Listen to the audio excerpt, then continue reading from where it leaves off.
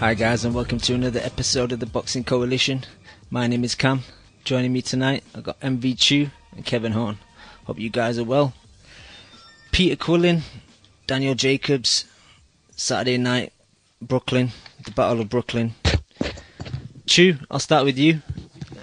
Me personally, I thought the decision by the referee to stop the fight was fair. His eyes looked glazed over. You know, he took the temple shots. Do you agree? Do you think that it was a fair stoppage? Yeah, of course. He was out. He was out of it. He couldn't see anything. He was just in a world of his own. He was looking at both corners and he was standing in the same place. He was fucked. You know, Quillin's a bit like a box of chocolates. You just never know what you're going to get. Hence kid chocolate.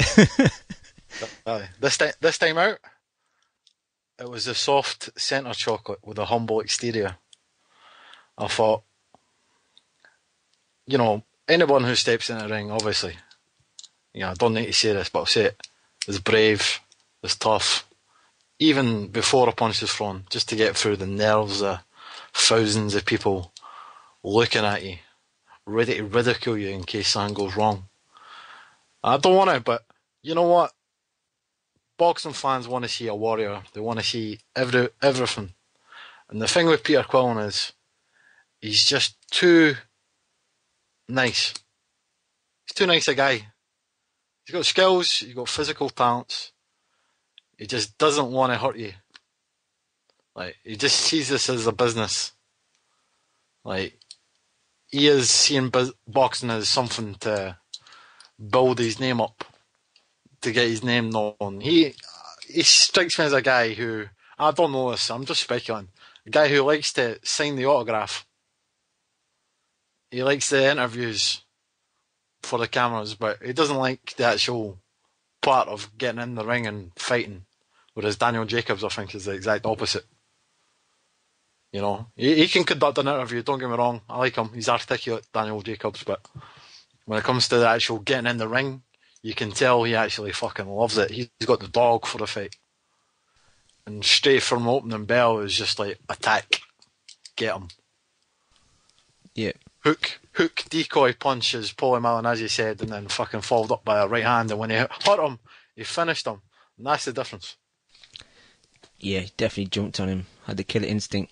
Kev, you agree? Good stoppage, and do you agree with what you're saying about, you know, Quillin not really wanting to be a boxer? Yeah, I think when Lukey was saying that a while back, it's really proved to be true. And when you look at his opponent selection, ever since he, you know, dropped the belt and the whole Korobov stuff, that he basically has just been, just trying to make some paychecks and get on the move. So it's kind of looked that way. And this is like probably the classic case of Heyman not knowing how to build fighters and basically ruining fighters and their development. And he should take this as like a little concern if the way he's matching Wilder up these days, that, you know, Great point. You keep matching these guys up soft, eventually they're going to get in tough and they're not going to know how to react and it's going to get ugly. So I don't know. I just, I do agree with the stoppage though. I guess other people don't agree because he didn't get dropped, but you know, the ref like thought he fell, so he turned around to, you know, back Jacobs up, and then as he turns back towards Quillin, you know, he sees him like stuttering, like his leg dropping, and his eyes, like, I mean, it wasn't like the Undertaker all rolled back in his head for his little promo interview, but you know what I mean? You could tell there was an empty look, like he's staring like all cross-eyed, like one eye's looking at the ref, the other, like, you know, he's looking like fucking Hacksaw Jim Duggan right there, but you know, and he couldn't take a step, so it's really scary. Like, it's different when a guy's flurrying. Maybe you could say he stepped in too early because, you know, he might miss a punch. But with that separation, that really, if the ref just stepped aside and let Jacobs come in, he was able to tee off right there.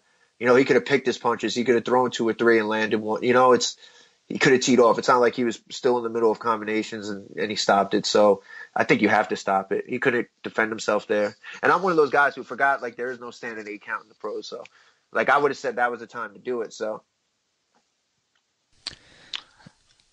Is it not like a New York rule? It's a New York rule, is it not? I mean, I don't know. it's everything.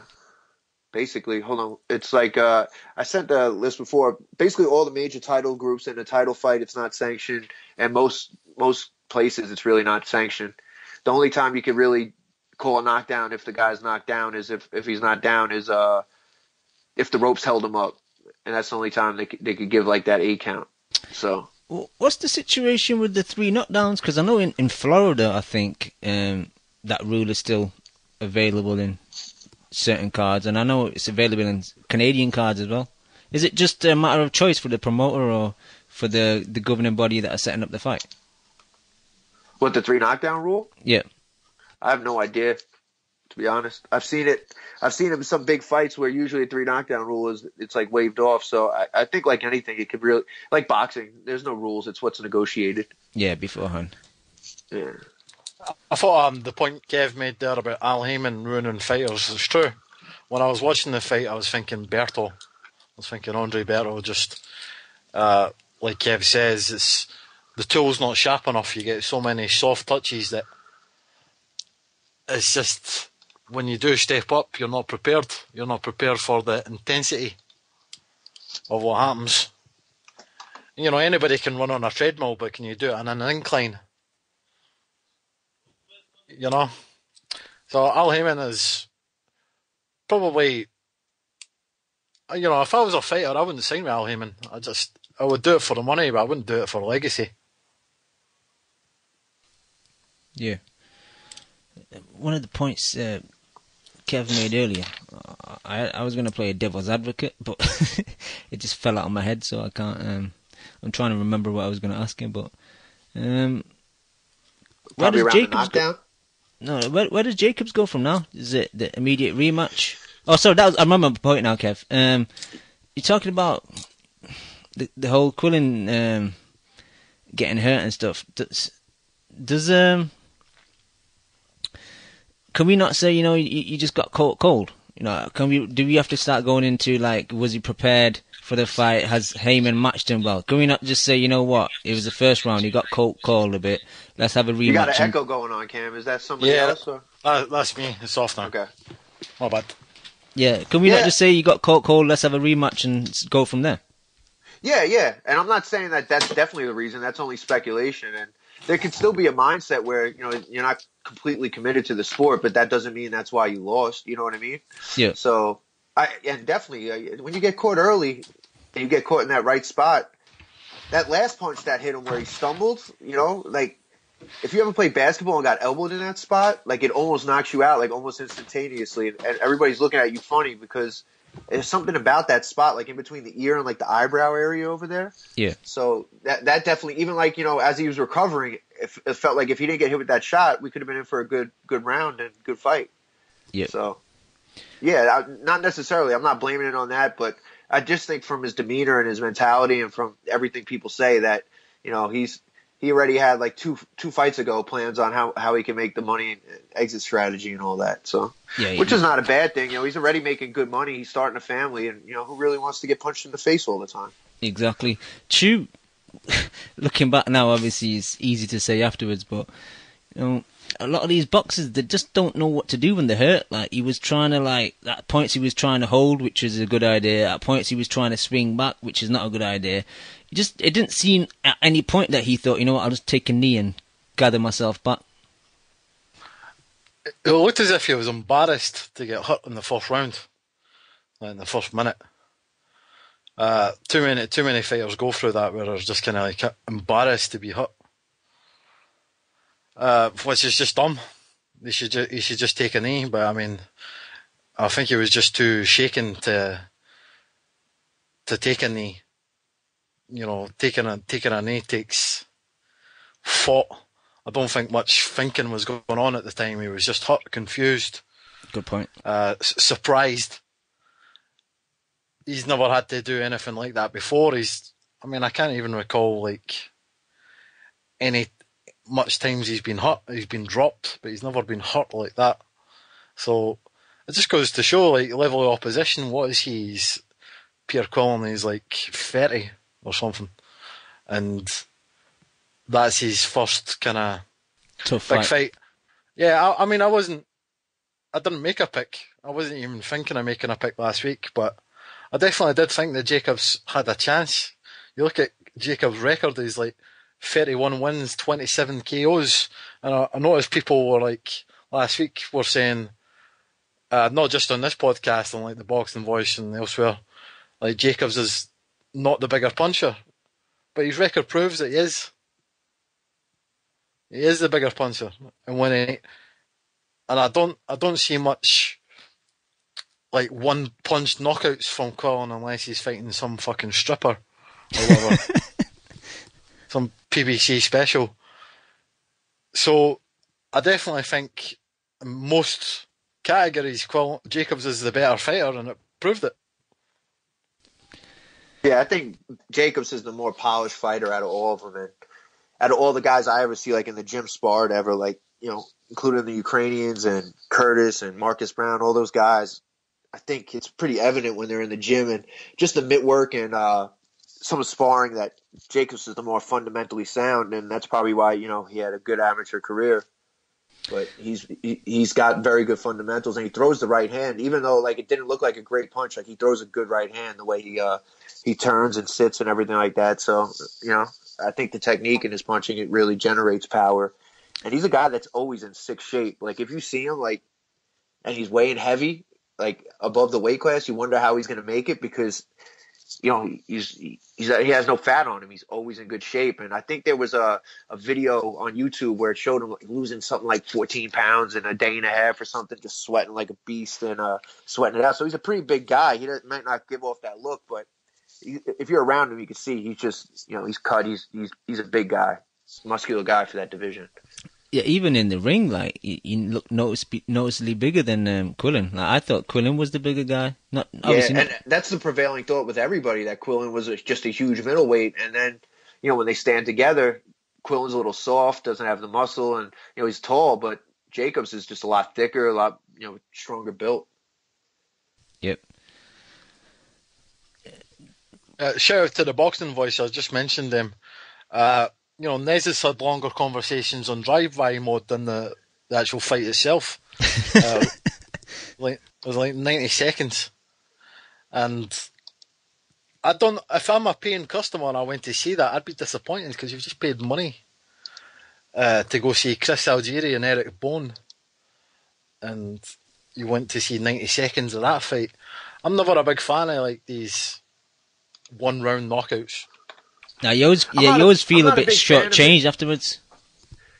You know what though? If you've ever been to one, especially at a pretty high level, like where there's a quick knockout, the place gets lit up for that, you know, minute, and you're more excited for that 1 minute than most fights for 12 rounds. You know, so I don't know if I'd be disappointed, and you know, those are the type of things you want, like aggression, and you saw the way he followed up was very similar to the fight with Curtis Stevenson against Toriano Johnson, where they weren't really picking shots; they were just throwing. So maybe in that gym they do some type of punch out drill where they do that. And Paulie Malignaggi mentioned it too. So, you know, even though some of those punches are wasted, it's a matter of when you get a guy hurt and you're just on top of him like that, you're more likely to get a ref to step in. So that's probably something they train on in the gym too. Yo, Kev, you don't mind if a big fight in New York ends early because you know you can catch that last train home? Yeah, man. You don't want to get caught in Long Island. If you're going home to Long Island, you miss that 2:35 train, you're in Manhattan till 6 in the morning. Kev's like, shit, this is going 12 rounds, I'm fucked. Yeah, but this was in Brooklyn, so the Atlantic Terminal, I think, has different train schedules. I don't know. Stop ruining my joke, Kev. Stop making it realistic.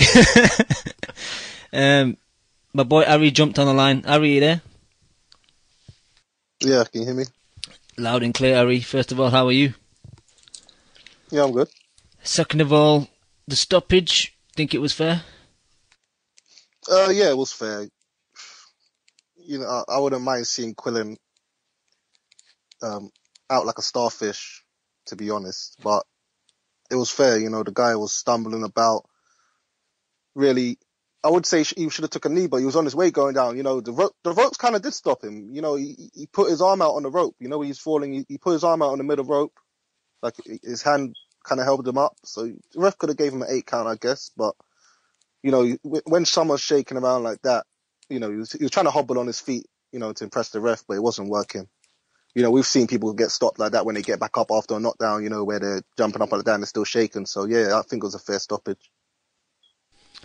And what do you see next? Do you see an immediate rematch? Do you think Quillin would just go a different direction and maybe go up to super middleweight, even though you think, he's that big enough to go to super middle? Or do you think Jacobs will want the rematch or he'll go a different direction?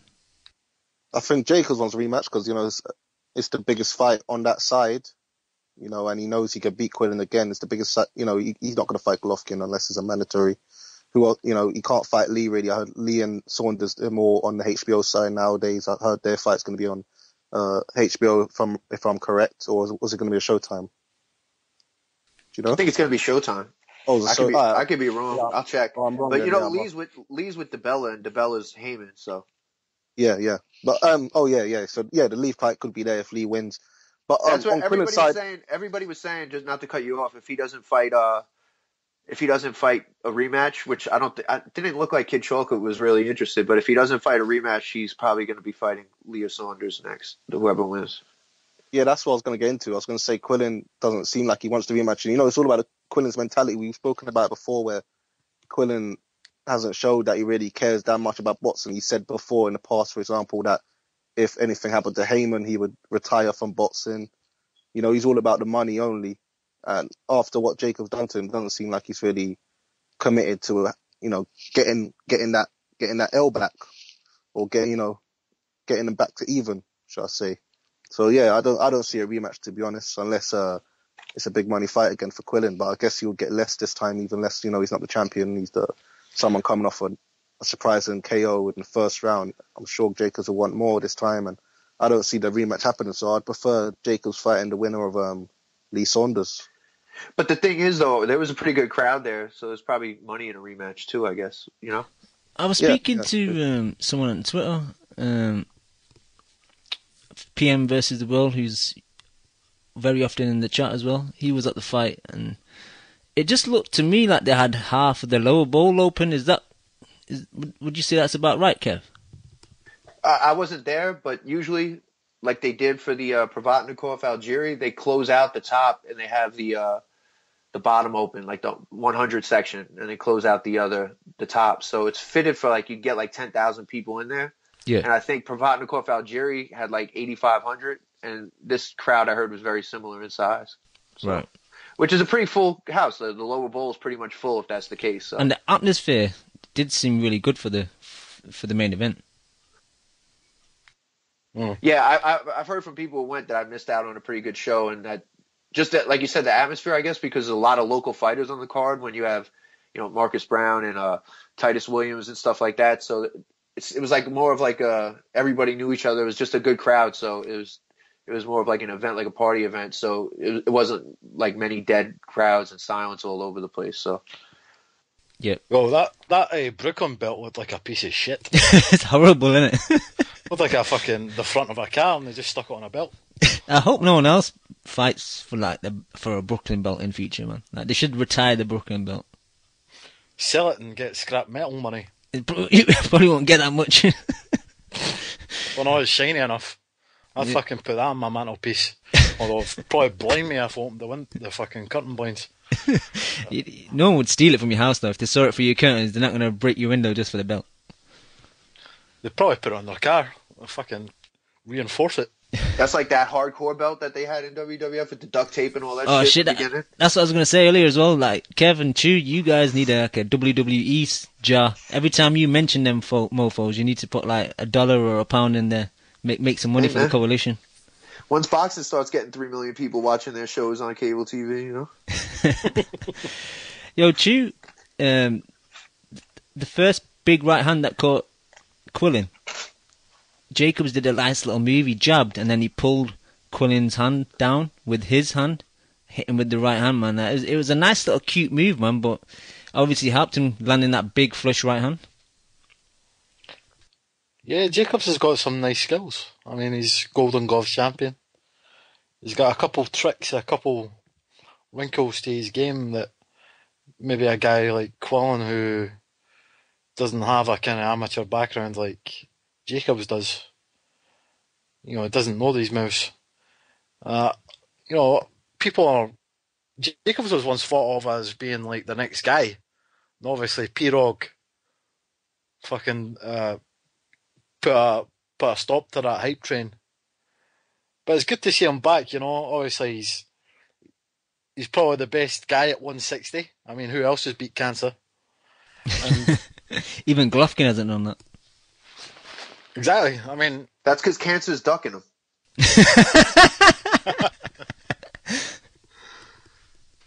I like Quillin. I mean, sorry, I don't like Quillin, but I like Jacobs. Jacobs has got pretty much everything except a chin.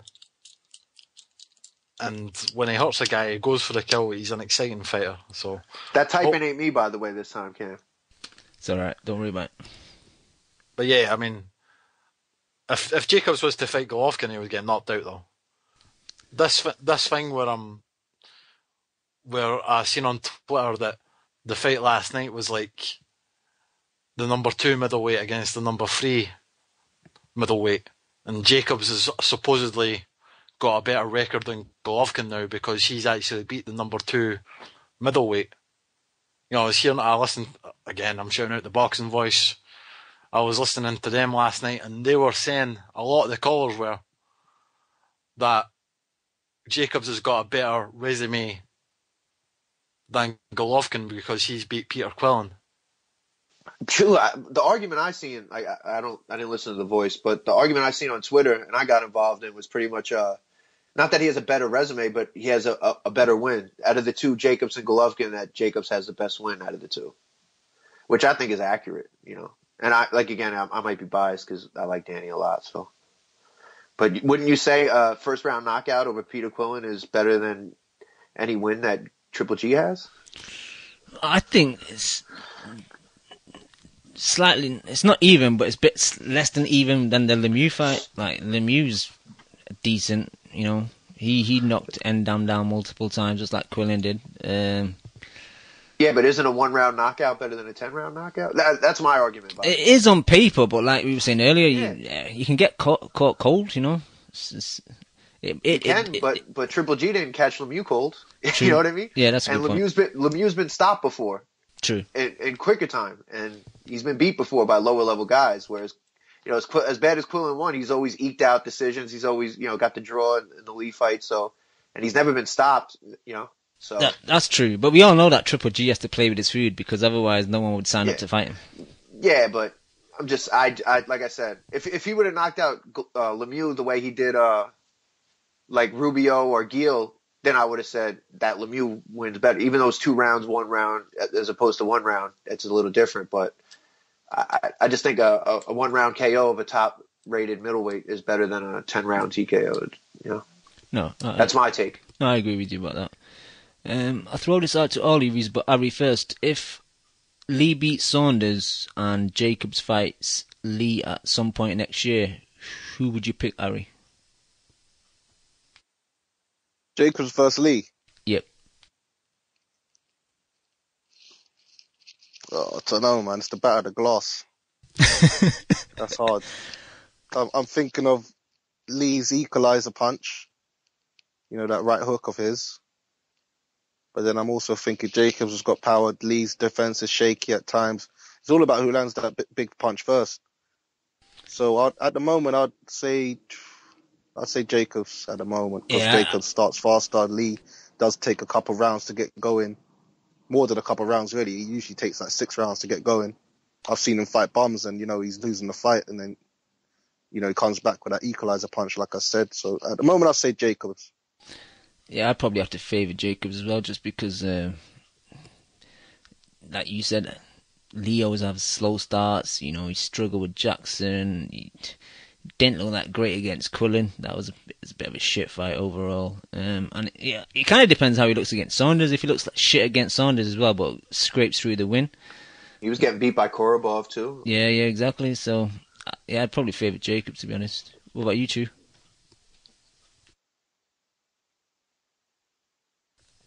Chew?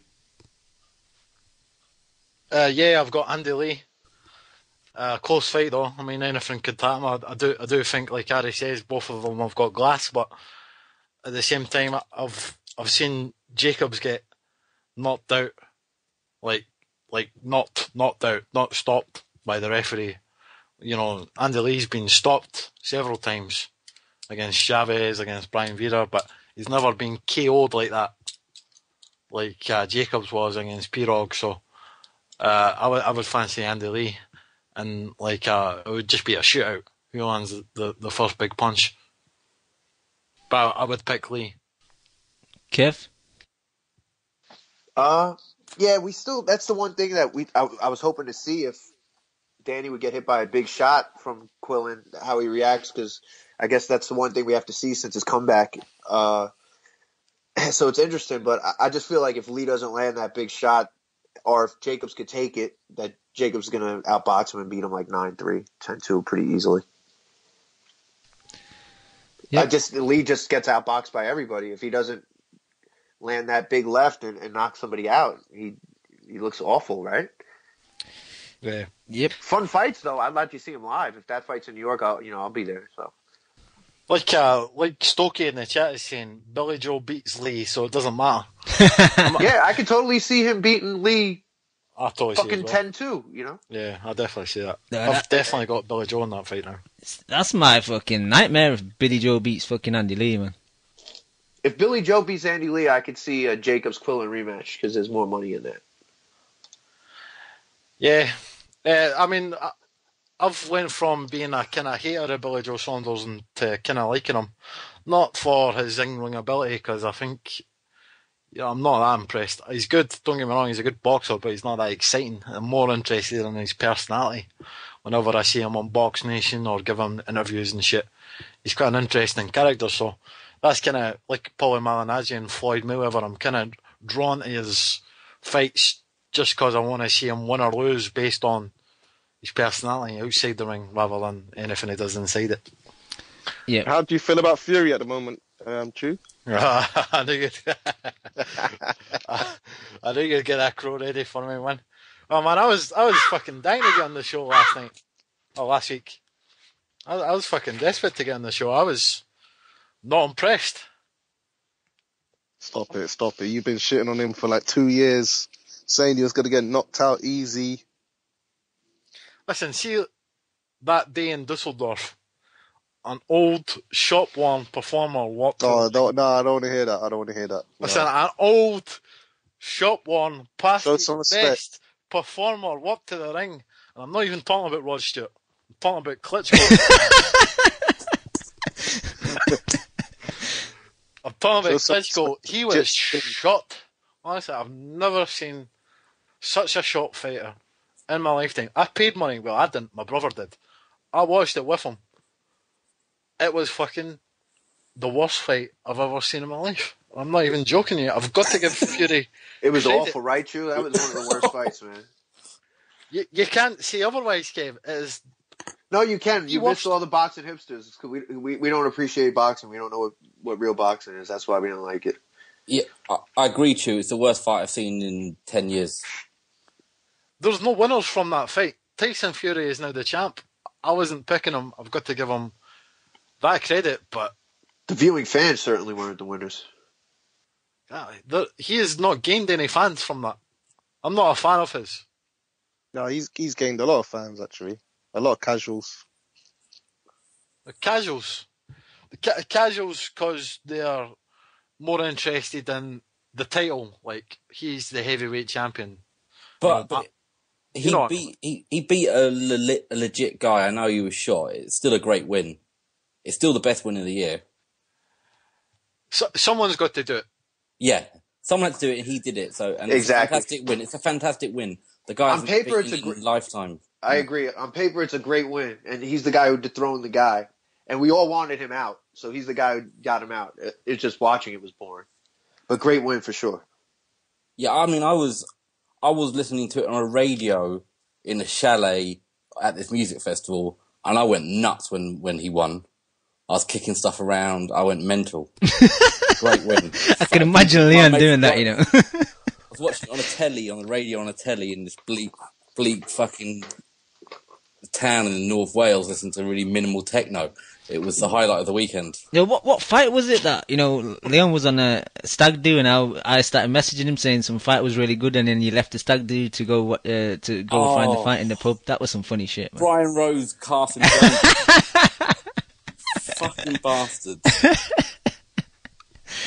Anyway, Leon, good to have you on the show. Yeah, good to be back. Let's just go back to Quillin and Jacobs. How did you see the fight? Well, the couple of minutes, and what did you think of the stoppage?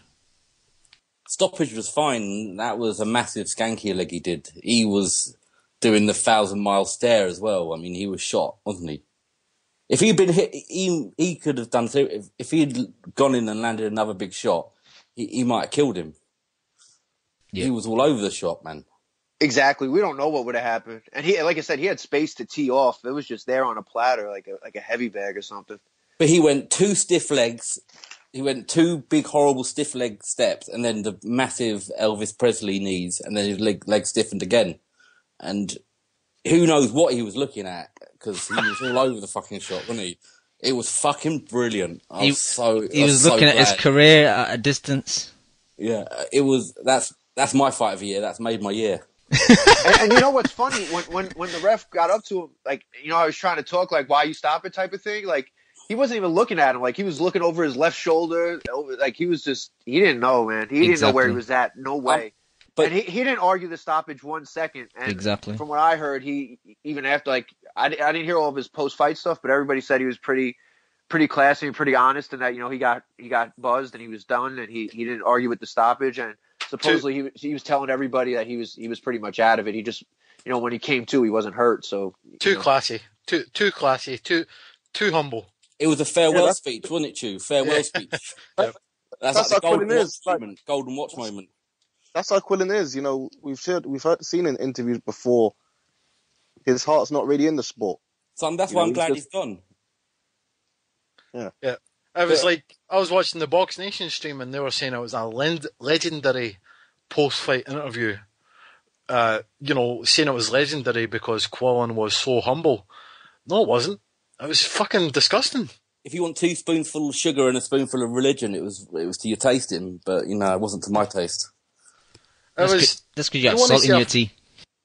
You want to see a fighter go out on a shield? Well, I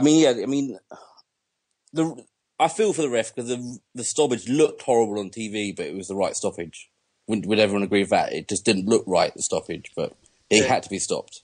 I knew straight away that it was a good stoppage because when I looked at Quillin's eyes, even before the replays, I knew that he was gone. So I thought, you can't let the fight continue because if he takes a big shot, he can get badly injured. So, end of the day, the referee's there to protect the fighters. Yeah, you got to say that's the best middleweight win of the year. No, I would say it. Not a chance, man. I say it. I say it. Who else knocked out a top 3, top 4 guy in one round? Who did that? Yeah. I mean, I don't even know if he was top 3, top 4, but to do that in such style was very, very impressive. You got to take your hat off to Jacobs because I remember me and Ari were saying when he was talking like last year, just all we want to do is just fight someone good, and then we'll take notice of you. And he just did that. So you got to say, I picked it as well. So I'm over the moon. Nah, but middleweight wise, what about Eubank Jr. versus Tony Jetta, man? That was cool. He didn't do the walk away, did he? Didn't do the walk away. Nah, but can I play devil's advocate to what Leon's saying and Kev? Anyone can get caught cold. A systematic breakdown of a fighter. That's impressive. Yeah, but this was meant to be. You've got to remember, this is also. Everyone says it's about levels. This was a supposed level playing field, 50-50 fight. So in my eyes, a 50-50 fight has more value than a 95-5 fight. Can I say something? I keep hearing that anybody could get caught cold, yet at this level we almost never see it. So if anybody could get caught cold, how come it never happens? I think it's a little harder to do than people give credit for. Like, I don't know. There's very few top level guys getting knocked out in one round. But if it could happen to anybody, Paulie Malignaggi might have a top round knockout. But I saw it. So I think that's a way of kind of discrediting the fact that he landed a fucking phenomenal punch early in the fight. I should say by a puncher. You know, Paulie's not going to... You're right. You know, Paulie's not going to get any first round knockouts, but Jacob's a guy who can punch can. You need time to get used to his punch. Yeah, I think Kev's dropped off. But I thought it was impressive. Like Jacob's hand speed was very impressive, and yeah, it was a very, very good win. Can I just say though, like in terms of the post fight interview, and I don't want to focus on it too much, but look at David Lemieux's post fight interview against Golovkin. He's like, I want the rematch immediately. I was still in that fight. I was kind of winning. You know, he was being salty as fuck. You know, he was giving that fighter speech, even though he fucking didn't win a single second of the fight. Quillin's like, yep, he got me. I don't really want the rematch. That's it. I'm fine. I don't know. I don't know if it's because they're friends though. Like, I think, was he being cool because he's cool with him, or? Well, fucking, if they're friends, then I think really Peter Quillin needs to fucking have a look at that friendship, because he fucking went out there, Jacobs, like he was his fucking worst enemy. It's boxing though. It's boxing. I think that's a one-way friendship. You know what I mean? Yep. All right. You guys are friends, but you got to try to earn a living though. And I know Jacob's been trying to get this fight since last November. So he knew this was probably like his best matchup, I guess, just from being around, you know, and knowing a lot about Kid Chocolate. You can tell that Jacobs wants it more than Quillin. You know, he's been calling out for this fight or a fight. He's wanted a fight for ages, hasn't he? And, you know, so you got to give him total props. I think Quillin wants to retire and play dominoes professionally. But, you know, he's getting on, you know, what is he, 32? He'll be 33 probably next time he fights. It's not like he's got a ton of fights left anyway. Yeah. Can I ask one question? I know Chu said he looked like he didn't know what to do. And I've heard a lot of people say that, oh, he got hurt, he didn't know what to do. Like, well, how do you train for that and prepare for that? You can't just knock somebody out in training and say, all right, now I know what to do. Like, you can't hit him with a knife stick and say, all right, figure something out, you know? Well, I mean, you only really know until you get experience. David Tay used to do something where he would do forward rolls and shit and spin in a circle, and he would get dizzy, and then a boxer would jump in the ring, and then he would have to fend them off. But this is the one thing, this is about levels again. The elite, the very, very best, having their natural instinct is to survive, and they get through these things, and they get huge props for being able to recover when they're hurt and knowing what to do when they're hurt. It just proves Quillin's not on that level. True. And I think also it comes with matchmaking and matching people up with the right journeyman on the way up. So somebody that's going to hit him hard or potentially hurt him, you know. So when he hasn't faced, besides Lee, but before that he hasn't faced a live body in like 2 years. It was crazy. But he's got no movement when he's coming in. He's got no head movement, no upper body movement. That's when I went back and watched some old tapes. It's like, if Jacob's got quick hands, he's going to land on it because his defense is poor.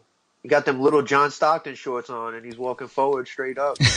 He's relied on size quite a lot, hasn't he, in his victories, being the bigger guy. Yeah, and to your point, Kev, about, you know, practicing on it or having a strategy of when you're getting hurt. Before my first fight, like, my coach pulled everyone that was fighting on the night aside and said, look, if you get hurt or you get dropped, get up to your knee, take the full count, get up, look in the corner to see, look at me so I can see into your eyes. And same if you get caught with a big shot, if you think that, you know, you're not 100%, take a knee. So I think, like, if that's getting discussed at a, like, club level. Yeah, club level, just a hood gym, just a gym in the hood, then it should be getting discussed in these high level gyms. Yeah, true. It was a massive shot, wasn't it? I mean, he didn't know where the fuck he was. True. No, he was done. He didn't know shit. There's a difference between, like, doing it in, like, an empty club or whatever, Cam, and doing it in front of thousands or your friends or your family. It's like a pride thing, I would guess. No, but it's desire to win as well. Like, I'd rather take a knee if I know I can come back from it and win the fight rather than try and hold him or swing my arms and get caught with another big shot. I'd rather win the fight than people say to me afterwards, oh, you fucking did a cut or you took a knee, whatever.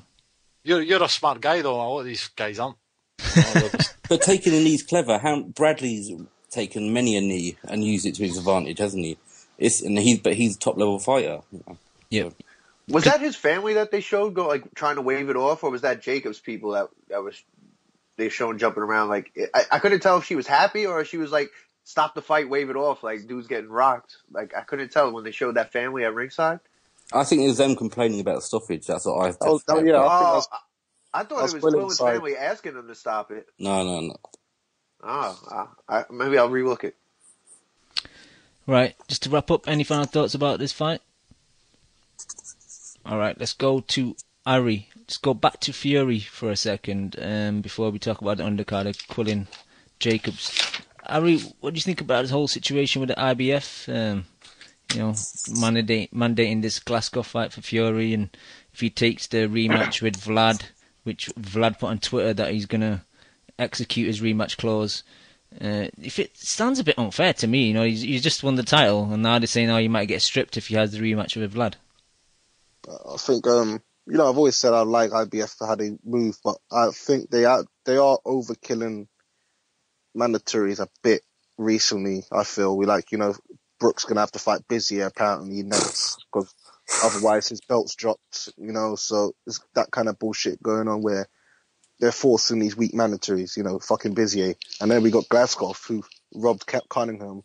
He's acting like he knows he can't beat a Fury or Wilder, so he wants to pick up a vacant. So they're trying to force IBF to, give him his mandatory. It's ridiculous. Vlad just lost his belt. He's got an instant rematch clause. All them belts should be back up again. It's an instant rematch clause to a champion that's been there for 10 years. It's Glasgow bullshit, should man. hold to wait and, fight the winner when the rematch is done. It's total bullshit.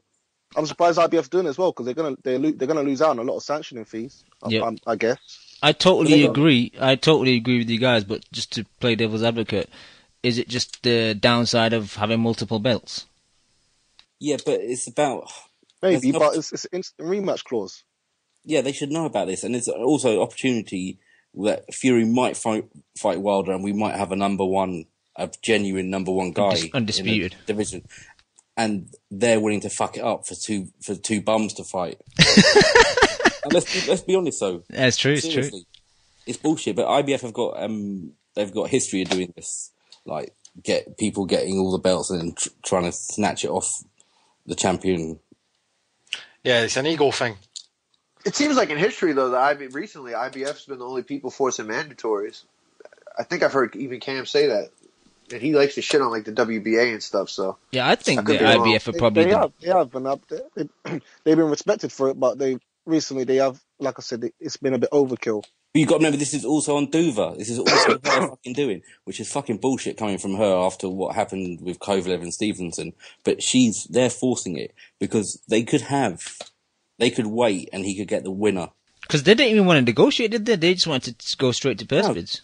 Because they know he's not getting. Because they know he's a bum and he's not going to beat either of those guys. Even a shot Vlad would knock him out. Let's be honest. They're doing it for their fighter, and it's bullshit, especially coming from her. Aye, fuck Kathy Duva. Yeah, fuck her, man. So black-looking cunt. Ah, shit, man. Allegedly.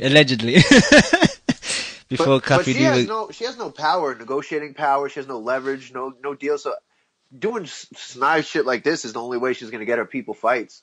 But this is what they did to her with Kovalev, and then she took the high ground, like, I'm doing it for the people, I'm a small promoter, I do it for the people, and she's doing the same shit, isn't she? Glaskov is an ironic name, he's like Kovalev with glass. No power. He doesn't deserve a shot either. And he looked awful on TV too. He was on HBO versus Cunningham or something like that, right? On the Cunningham card or something. The worst thing is Fury probably beats him easy. It's like it'd be good if Fury could fight him in like February or March or something, and then fight Vlad in the summer. But it's an instant rematch clause, so I can't see Vlad letting Fury have a fight in between. You never know though. But they're just trying to do it because they've seen an opportunity to get their man an easy fight. Yeah, Cam, you don't see Vlad maybe letting him go, so now he could take like a full 8, 9, 10 months off before getting into camp. Like he has some nagging injuries. He's getting older. he knows this might be his last fight and it's going to be a big payday. You think he might just rest up for a full year, try to get completely healthy, and let Fury get a fight in between? He could, but then he's getting older as well. I think it'd be sensible of Vlad to maybe get it out of the way within like May, June time. It depends, of course, where it happens, because May, June's decent weather over here. I don't know if they will hold it over here in either Wembley or Old Trafford, but I'm guessing Vlad would want it back in Germany or in Europe. So it depends on where they hold it and stuff like that. The thing is, the IBF hasn't got any right to take the belt away. Like, they just don't. I heard they were meant to unify all the belts. Didn't they have all these meetings? The WBC, the IBF. I think it was also the WBA. I thought they were all going to fucking unify for the... I'm sure I read that article last year. They all had meetings and they were going to unify one fucking champion each division. What the fuck happened to that? Money, man. Money. Yeah. Yeah, fuck them. I like the IBF as well, but I've never liked the IBF. It's always been the schneidiest belt. Nah. Calm down. Out of all the governing bodies, like Ari said, like they're usually good with the mandatories, and the rankings are usually quite decent, apart from the odd time where they fucked up a bit. But like IBF compared to WBA, man, it's fucking night and day, man. One's good, one's fucking terrible. But Cam, that's damning praise, isn't it? It's like, oh, you're not a bigger cunt as the other cunts. It's not really like an endorsement, is it? I keep saying it's like being the smartest one on the short bus or something. Like, it's not really praise. I think they're all fucking cancers. But I don't know. It seems like some people now value belts and care, so I guess they support the sanctioning bodies. But why would you want Glasgow as your champion if you've got Fury already? I hear you. Put him on the side of a coffee cup. This fucking adrenaline, because that's what you'll need to watch his fights. But see, the point I'm trying to make, the IBF and the WBA, I put them in the same. I can't remember a prestigious IBF champion in history or a fucking prestigious WBA champion in history. I just can't. WBO and the fucking WBC, I can rattle off names. When I think of WBC, I think Muhammad Ali, I think Eric Morales, I think fucking Chavez, I think WBO, I think Joe Calzaghe. Whoa. Prince Nazim Hamid. You're a bum. I can't think of anybody for the IBF. That's because you've seen There you go. You're used to seeing that green belt, and that's the one that shows because that shit's fresh. But and it's a lot of IBF's a young. They carry both, yeah. IBF a young organisation as well. I think they only started in '83, so they're younger than me.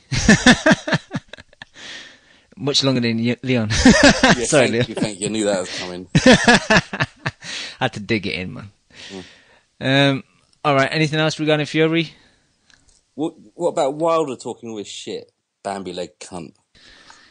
He's just talking all kinds of crap, hasn't he? And he hasn't even got an opponent yet. He's a bum. It's hard for me to take Wilder serious just because, resume and the people he's fighting. It's like, well, at least Fury fought, the world champion. Yeah, the big guy in the division, the guy that's not lost for over 10 years, and he beat him. Like, Wilder's win over Stavern was a very decent win, I thought, but... just keep your mouth shut while let the guy have his moment rather than just coming out and shitting on him and everyone else in the division. Yep. Not only did he beat the man, he was chasing the man. You don't see Wilder chasing Klitschko. Exactly. He was chasing the man. Exactly. And that's why you got to give it... That's why the win is so good. Because he went after the number one guy and he got it done, however bad the fight was. Yep. All right, let's move on. Go back to the Quillin Jacobs undercard. What fight should we go first? Kev, I was talking to you off air that, the Algieri Bonet fight for me was very unmemorable. Like, I can barely think of anything that happened that, stood to mind. Anything significant. It's one of those fights that just kind of passed me, man. It just went over my head while I was watching it. What did you think of the fight? Yeah, you know what it is? Because I guess we want to see if Algieri's still making improvements, because he had that good fight with Khan, but against a guy who doesn't do anything well. Like, he just does everything okay enough to be in the ring with top guys and top level guys. I guess you're not going to see anything because he didn't have to pull anything out. And shit, like you said, all of a sudden it was round 8, nothing was going on type of shit. One of those fights. Yeah. I enjoyed it. I thought it was a good fight. It wasn't a bad fight. I watched it. Oh, that's the thing. I'm not shitting on the fight. Like, you don't remember anything. Like, Punches there's no landed. takeaway from the fight. Yeah, exactly. I don't want people to get me wrong that are listening that I'm shitting on the fight. I'm not saying it was a bad fight. I'm just not saying it was nothing memorable happened in it. I thought Algieri's inside game is definitely improved, but he's happy to get in there now, isn't he? He's not on his bike as much, so it makes him fun to watch because he's landing and he's getting hit. So I really enjoyed it. Like, he looked a bit worse for wear after the fight, though. Like, Bonet looked untouched and Algieri looked kind of fucked up. Bonet landed with almost every right hand he threw. Yep. He's not on his bike as much, but he's definitely on his cycle. You might have a point. This is the biggest stylistic change I've ever seen in a fighter. He's went from a kind of jab and grab range fighter to an inside brawler. And it might be a new trainer, who knows? But I don't think a lot of Jackson's fighters are like inside fighters, are they? I mean, Kovalev's not he doesn't get in the trenches, does he, if he doesn't have to? Maybe he's just trying to be a bit more exciting. Yeah, well, props to him because he is exciting. I enjoyed watching it. You'd want to see him fight another top guy, wouldn't you? Yep. Jackson always asked for B-Hop to throw more punches. That's one thing that I used to take away from the camp. And then when he left, I figured B-Hop probably just got tired of him. So, or maybe he got tired of B-Hop not listening and he wasn't moving up, the corner. So he's definitely an offensive-minded trainer. He's looking for people to throw. So, I guess you got to develop an inside game because that's where you're going to throw more punches. Yep. Ari, did you see it? No. Fair enough. And I knew you were going to say no as well, I thought, I can't be bothered with that shit. The co-main, Quilla versus Oquendo. I was really disappointed with Quilla, and I scored it closer than most people. I just thought Oquendo kind of took over in the second half of the fight, picked up most of the rounds. When he was on, Quilla was really poor on the back foot, I thought, in the second half of the fight. And even though there's not many punches landing from Oquendo, I've always said, if it's an evenish round punches wise, I always favour the guy on the front foot, the guy making the fight, the guy going forward. Quilla early on was the guy on the front foot, but I just thought his tactics weren't that great. He didn't find his range. Oquendo was going back quite a lot, and Quilla was double jabbing and then kind of leaning in with a lazy left hand, and Oquendo should have made him pay a bit more. He made him miss, but he didn't make him pay. And I think Quilla could have, just used his footwork a bit better, tried to get him closer to the ropes and then do that, or get him into the corner, then do that. It's like he was doing it just from too far. He's missing so many punches. It was really disappointing with Quilla. Anyone else see it and your thoughts? I didn't see it, sorry. I didn't see it either. Kev, come on, Kev. Away.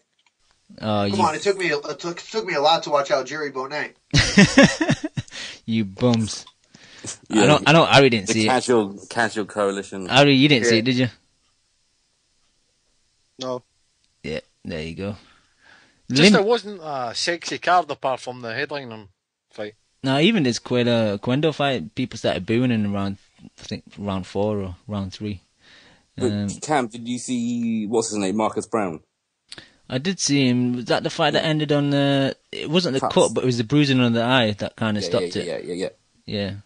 He looked good, didn't he? Yeah, I like Marcus Brown, but I think that was a bit of a step back, I thought. Yeah, I think but fast hands, very fast hands for that weight. He'll make good fights. Anyone else see that Marcus Brown fight? I know you're high on him, Kev.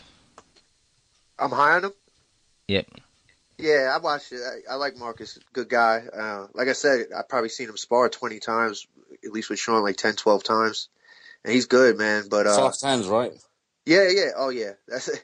The first 2-3 rounds when you saw him sparring Sean, you could just see the major difference in athleticism and skill level. So he's just and he's very good. He's always in good shape, always in good condition. He always listens, and it's just a matter of if he fights a pressure fighter, that's going to be backing him up. I'd like to see how he's going to react in around like 8, 9, or 10 around that time. He doesn't But He doesn't get on the inside, does he? He boxes on the outside bit. no, yeah, Counter boxer. and he's had issues with doing things in the amateurs, kind of checking out of fights. But I don't know. We'll see though. You know, maturity, a lot of things happen, and he's definitely getting in good work, and he stays active. And just around here, finally, like they said, now's one of the best times in the last 20, 25 years for guys around that size of, you know, just getting consistent work. You know, Joe Smith, I think, was on one of the cards, and you know, he's another 175 pounder, and there's just a lot of work around here. So they stay active, and even when they're not necessarily in camp, you know, they do favors because everybody's, you know, keeping each other busy with work. So I think people are sharp and always in shape for that reason, and Marcus is a dedicated guy too. So Yo, Kev, who do you think is going to be a good step up? Because I thought Campillo was going to be a good step up, and he starched him out in one, and he's had numerous other first round stoppages as well, like Vasquez and Woods. Like, who do you think is a guy's going to take him some rounds? I know Cornelius White went 10 with him, but who yeah, else? I don't know. They Campillo was supposed to be that guy, you know, but supposedly going into it, supposedly someone going into it, they knew he wasn't going to be. So it's tough, you know, because like in the division, it's a lot of guys that people are high on, you know, so they're not matching them up against like the Alvarezes and those guys that are near the top of the division. And it seems like a lot of the guys are shop-worn, so guys like Cloud and them aren't going to be step-up guys because they already got blitzed, you know. Yeah. I've got a So couple of people. it's tough. That's the issue where you get into that. So it might be one of those things where he never gets a real step-up. Next thing you know, he's in with from far or something like that. So You're going to say Cleverly, innit, Leon?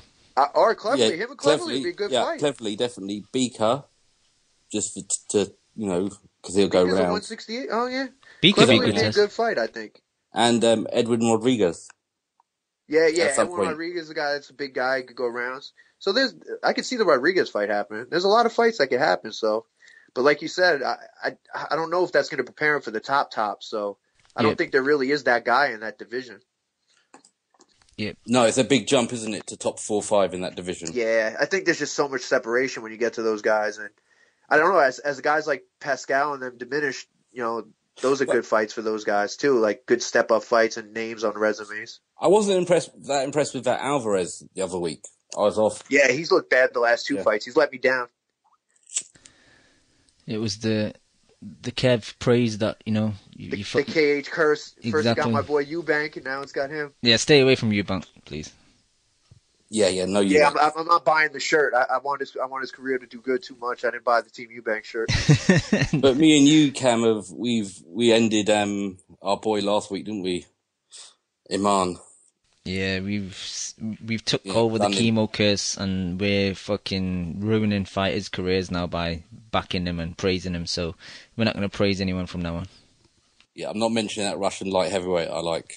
No, keep his name off the show, please. Yep. All right, Dan's jumped on. I'm not sure if he's talking or listening. Dan, are you there? How's it going, boys? Good, thank you, Daniel. How are you? I'm doing good, Cameron. How are you? I'm very good. Quillin versus Jacobs, was it a fair stoppage? Honestly, I haven't seen the replay, so I think the entire judgment call is based upon what the ref saw in his eyes. So I trust that judgment call. All I know is that I told a couple of people in the chat after that fight ended, I went to a nightclub and I tried out the Quillin dance, and I never got so much girls in my life. So I just wanted to thank Quillin for that. He really paved the way for me, but I thought it was a really fun fight. I thought the hand speed difference was pretty remarkable. Even when Jacobs was setting up his punches early in the first round, you could still see that difference in hand speed, and ultimately that cut up to Quillin, obviously. But the fact that the fact that the fight ended so early, it still leaves so many question marks. Did Jacobs get lucky? I know that's a hot topic for a lot of people. I do think Jacobs is the better fighter, but still, I mean, who knows? Maybe if this fight went another 6-8 rounds, maybe Quillin was the one to land that big punch on Jacobs. But I don't want to see immediate rematch. I think Jacobs deserves better than that. Obviously, I want to see him versus Golovkin, but even not, if he can't get that fight, him versus Andy Lee, I think would be a great fight, because I am picking Lee to beat what's his face? The guy that is, exactly. Saunders. So I think that'd be a great fight, but I think, again, these are all nothing but food for Triple G in the long run, unfortunately. And I know a couple of people were entertaining the idea that suddenly Jacobs, one name, Quillin, of course, that being was the best name on either his or Triple G's resumes, is complete bullshit. Like, that's a ridiculous statement to make. I think Triple G is just waiting to get all the belts. I don't necessarily agree with it, but I don't really see Jacobs being a tough outing for Golovkin. You in the building? Dan, sorry. No, go ahead. What did you think of Jacobs' honesty pretty much in the post fight? Also, like when they asked him about Triple G, he didn't do like what everybody else says. Oh, I'll fight anybody, anytime. He actually said, promoters make fights, so I'll be fighting whatever makes sense. I kind of like that. I appreciated that because I'm tired of people calling people out and not making fights. Yeah, I enjoyed his transparency too. I like the fact that he gave Quillin a lot of credit. I mean, it only goes so far. I'm sure people like Leon hated that bullshit, but I thought it was decent. I didn't like Quillin. I didn't mind Jacob's honesty, but no, you're right. I didn't like it at all. Yeah, I've never been a fan of honestly, because I remember Quillin when he first came to the wild card like 4 or 5 years ago. This was way before his fight against Endam, and he was a cool cat. He used to wear tinfoil on his teeth. He looked like a fucking homeless person, and he was just a lot more genuine. And now I think he's one of the fakest boxers out there. Yeah, I know obviously I don't know him personally, but that whole animal status shit that he does, the whole, I'm here for the kids to be their role models and all that. I mean, I'm just tired of this guy. He's a fucking fake. And I thought he was exposed on Saturday. I thought he was losing against Rosado in that fight, and I don't think much of Rosado. He's looked like shit in pretty much all of his recent outings. So I think he's nothing but a hype job. And again, to compare Jacob's resume just because of a Quillin fight is complete nonsense, because I never really thought Quillin was much to make of from the very beginning. So yeah, I guess the argument of that is, like I said, you could say Jacobs has the best win, but Triple G has a better resume. Anyway, Triple G's levels ahead of everybody at the middleweight division, but would you not agree with that, or would you still say Triple G has better wins than that a first round knockout of another highly rated guy? I mean, how highly rated is Quillin? I don't know, Kev, right? Because, I mean, who has he fought in his past 5 outings? It's true. But, when this podcast started, and the talk always was Quillin Triple G, is like, let's see him fight Quillin. Like, that was the fight people were talking about at middleweight, so. Yeah, but for me, that was like 3 years ago. Very true. I never entertained that kind of argument since the past 36 months. Like, for me, that was a foregone conclusion after his fight against Rosado. Yeah. So, I don't know. Yeah, you said it last show. It was like at one time that was considered a close fight and a big fight. Now it's like 90-10 or 95-5. Exactly. Yeah, and I think even Jacobs versus Golovkin would be easy work for Triple G, too. I don't see Jacobs. I think Triple G has pretty good defense when he has to use it. And I've seen Jacobs a couple times fight on his back foot, and I don't think he does well fighting backwards. So it's tough, man. I mean, for Triple G, I know the Triple G defendants, they want him to stay at that weight division and get all of his belts, and he has every right to do so. But at the same time, I don't really want that, because there aren't that many entertaining fights at that weight division, in my opinion. So, I mean, what is he going to do, man? Honestly, is he just going to wait for Canelo? And if not Canelo, then he's going to wait for the winner of the Saunders-Jacobs fight, or is he going to fight the Jacobs directly? Don't lead us down this path. Yeah, we got to get off it. This path is an ugly, well-trodden path. The black holes. Yeah, fair enough. Thanks for saving me. Thanks for saving me. Leon. If I'm saying it, then it's no point of talking anymore. I'm tired of Twitter. I dislocated my thumb with the Twitter tweets on this shit. So you've got to ask, Quillin gets all his advice from Al Heyman, doesn't he? That advice hasn't been so good recently, has it? Well, drop a belt, have a draw, knock out a stripper, and then get knocked out in 1 round. Cheers, Al. Great job. But the one thing I know, like I think Danny said, Lim said that I guess he's fake or whatever. The one thing I know, if people know Quillin and known him for a long time, is they all really say he really values the fact that he was basically a bum. He had shit, and everything he has now is pretty much owed to Heyman in his mind. That's why he has that type of feeling. I mean, that's not a good way to have, because when someone has complete control of you like that, they can fuck you over and do whatever they want. So Look, But if he's come off the streets, I mean, total respect, but I mean, bullshit's bullshit, right? I mean, yeah, of yeah, course. you know, I'm not saying what's no, right or no. wrong. I'm just saying No, I mean, No, you're that's right his though. actual One level, mindset and his true yeah, mindset. Like when he said, "I that's might good, man. retire if Heyman's not there, I might retire." Like people say, he really talks like that because At he least he's really honest. values Al. Yeah, I mean, that's fair. Telling us bullshit. That's fair. I think that's a little bit of short-mindedness on his behalf. exactly. But I mean, at the same time, if that's honestly how he thinks, then good for him, because he's honestly, at least in my opinion, he never was that good of a fighter, and Al Heyman has made him a shitload of money. So, good for you. But that only goes so far in that I respect that. I don't even respect that. I just think that's cool from his perspective, because obviously I want people with pretty dire financial backgrounds to do well in their personal lives. But that's a singular example of that kind of logic and that kind of reasoning is what's honestly kind of fucking up the sport, is guys like Peter Quillin. It's guys like Peter Quillin who have little skills, who get paid $1 million paychecks to fight absolute fucking bums. That's why the sport is in the position that it is in right now. And no desire to have the big fights, because that's what drives the sport, is people chasing people. And if you're not chasing anyone, then the sport grinds to a halt, isn't it? Yeah. And it sucks because I watched the fight with I'm house sitting right now, so for my parents, I watched the fight with the guys I play softball with, and they're casual boxing fans, but they know everybody. They know Quillin, especially the local guys. And after the fight, like, they were pumped. Like, I guess you said you would feel cheated because it was only a minute and a half or whatever, but they were fired up. And now first thing they all asked me is, what about Triple G? I'm like, I see you guys don't follow the sport like that. It's never going to happen. And it just sucks that when something like this happens for a sport that, like you said, if it was UFC and Conor McGregor did that to somebody, he's fighting Aldo. Like, you know what I mean? And boxing, you can't even think of it. So it's just bad. Like, I still see people that support, like, you're getting good fights because of the Cold War, because people are competing. I'm like, you're so fucking dumb. Like, how can you say that? It's frustrating because I've got a feeling that Jacobs probably wants that Triple G fight. I don't know. Nah, calm down, Leon. I don't know. I know he wanted the Quillin fight, and he was talking Quillin for a long time, and not Triple G.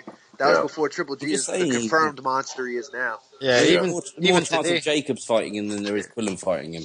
And even if he would want Triple G, he would know that he would want to try to get a couple wins first and try to maximize his dollars. Yeah, he said today in the boxing scene, I don't fear Golovkin, I just want fair money. What's fair money? That's subjective. That could be, for you, 10 million. You'll price yourself out. I know. He doesn't want Golovkin. I agree. No, Lewis, I agree with you 100%. Those two things aren't entirely separate issues, right? Because your fear of Golovkin will directly factor into how much money you want from the opponent. That's just how it factors out. So all these people who use that kind of argument, that's bullshit, because they're just going to try to charge or try to get as much money as possible. And I think HBO, based off those pay-per-view numbers, they might not be willing to dish out as much money as originally they would have. So it's interesting to see how they factor Golovkin in terms of his star power and whatnot. They've got some work to do, I think. They've got a lot of work to do. I agree. It's amazing because they've been hyping this guy up for so long, and for that revenue to be so low is it's startling. I mean, I don't care if he's on pay-per-view or not. I mean, I just hope they keep backing him. But yeah, I agree. Completely. I agree, Leon. I know you're like the person who hates pay-per-view numbers, and rightfully so. But it is important in this equation because this affects the level of opponent he can attract. So yeah, I know. I just don't like to think about it too much. And then I hear you. Kev, any info on the purses they received and any info on viewing figures yet? Nah, usually that fucking link has the Saturday stuff on Tuesday, sometimes Wednesday, the sports TV ratings. Yeah. So I didn't even check. Sometimes I used to check and you get hooked up, but I didn't even check. The purses, I didn't really check again either because I know how Heyman does. You might report something and he fucking takes a lot of that shit. So who knows? Yeah. All right. Yo, did you guys hear the last week's Showtime card did 287,000 views? Yeah. What card was that? The Butte DeGale fight. Yeah. Hey, did you guys hear James DeGale speak in an interview that he's one of 3 fighters that have only ever met Al Heyman? No. Yeah, I think he meant British guys. I heard Lee Selby hasn't met him. Yeah, I think. Come on, Shu. You don't think Keith Thurman and the likes of those guys have met Heyman?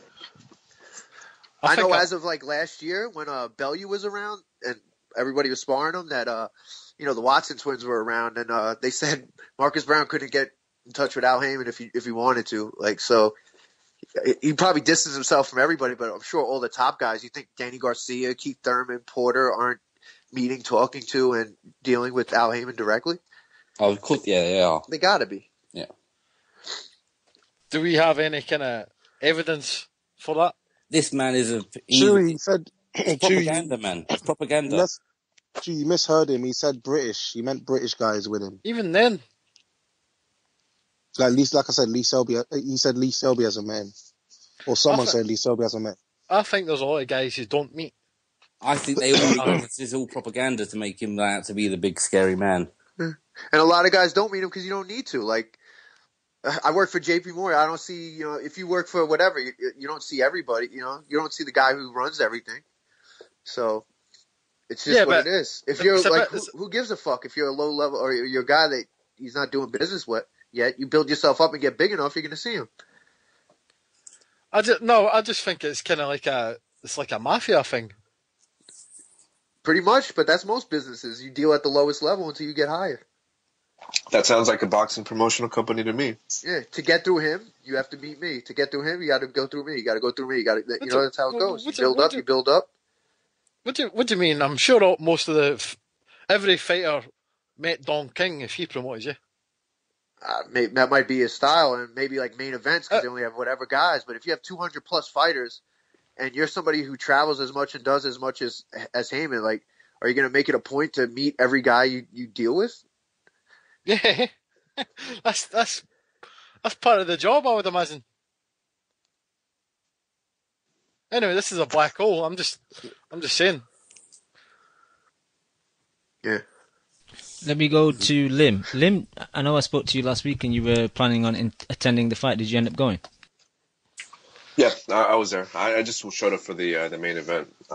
You casual. Unfortunately. Yeah, I saw a little bit, honestly, of the fight preceding the Cuellar fight. I've never liked Cuellar. That's why I skipped that fight. I think he's a bum, technically. So, and he looked like a bum on Saturday. So, what can I say? Yeah, Cuellar's the Garcia fighter, Robert Garcia fighter? Yeah, he's a Garcia fighter. And honestly, again, it's none of our business to shit on trainers, but from my perception, it just seems like Garcia's just having a really shitty past couple of years. I don't know anything about his fighters and what they're doing recently. Smoke and mirrors, Dan. Smoke and mirrors. If it weren't for Ellie Seckback, he wouldn't be rated like this. The fact that everybody gets to see him all day, every day, he's familiar. So, that's why you feel like you know him and know about him, whereas everybody else you don't. So, and it seems like he outsources all of his fighters. Like, whenever you watch those fucking dumbass ES News videos, he's rarely ever doing the mitts for his fighters. It's always like some of his bullshit secondary handyman doing it for him, like his son's training top level fighters. Yeah, you see, he's doing pads. His son's doing pads and shit like that. It's the most basic 1, 2, 3 combinations too, man. It's the same. I've never been a fan of that gym, and he's overhyped in my opinion. Nothing for something in the chat saying he's not with Garcia, he's with Donald Leary. So he left Garcia then? I'm not sure, to be honest. Maybe he wasn't getting attention? Yeah, because I didn't see Garcia in the corner, so. Well, Donald Leary is one of Garcia's Leary. secondary handyman. So he's basically he's got off with his his side piece. Donald was the one who went nuts on Freddie Roach. Remember that 24/7 countdown? And he's a guy who has very little boxing experience. Before that, he was training most of Robert's amateur guys. He's again, most of these guys that Robert hires, like, they're not. They're not that professional in the sense that they usually have other jobs. This is just being a trainer. It's just their secondary jobs. There's boys. He wants to work with his boys. It's like me running a gym and Kev is working his 9 to 5, and I'm asking Kev, yo Kev, can you train my up and coming prospect? Yeah. Hey Kev, do you have some spare time to do this for me? I know you're strong enough to hold pads, so could you just do it while this guy's going on? Like, it's crazy. But you see that all the time in gyms, especially in New York, right, Lim? Yeah. You get people who think they know. Everybody who's in shape supposedly knows how to box, and they want to train people, and it's fucking crazy. Frustrating, man. It's terrible. And one more thing, we need to shit on Brandon Rios for supposedly not retiring. And he's, I Unretiring. guess, in the gym again, and he's looking for a fight. Honestly, this guy, I know people like him because he's a fan-friendly fighter, but seriously, to me, that's one of the most annoying things you can do as a fighter is just getting your fucking ass kicked and then putting all the attention away from that by saying that you're retiring. Like, that's okay and all, but just fucking retire. And now you just take away credit from Tim Bradley for absolutely beating your ass. And now you're saying you're getting back into the fighting game and using the excuse of not being mentally prepared for your previous fight. That's absolute horseshit. They do that all. I wasn't focused that fight. I'm focused this fight. I'm looking the best I ever looked. I'm fucking tired of hearing that every fight. But the funny thing is, on the post-fight show, I forgot to mention that I thought that Rios would come back at some point, but I didn't think it'd be this soon. Because the reason I thought he'd come back is just financial reason. He doesn't look like a guy that manages his money that well. AK, he's very stupid, right?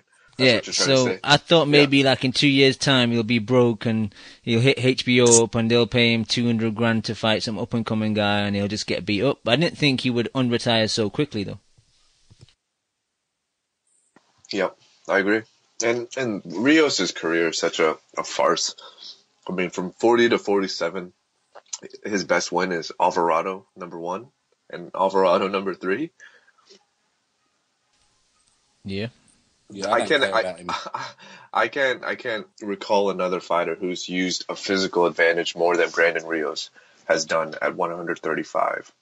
I don't know how the fuck he made that weight, but that was his only advantage at that weight class, and the only reason why he won the belt. Yep. All right. Should we move on? Actually, one last question, Lim. What was the atmosphere like at the Barclays Centre on Saturday?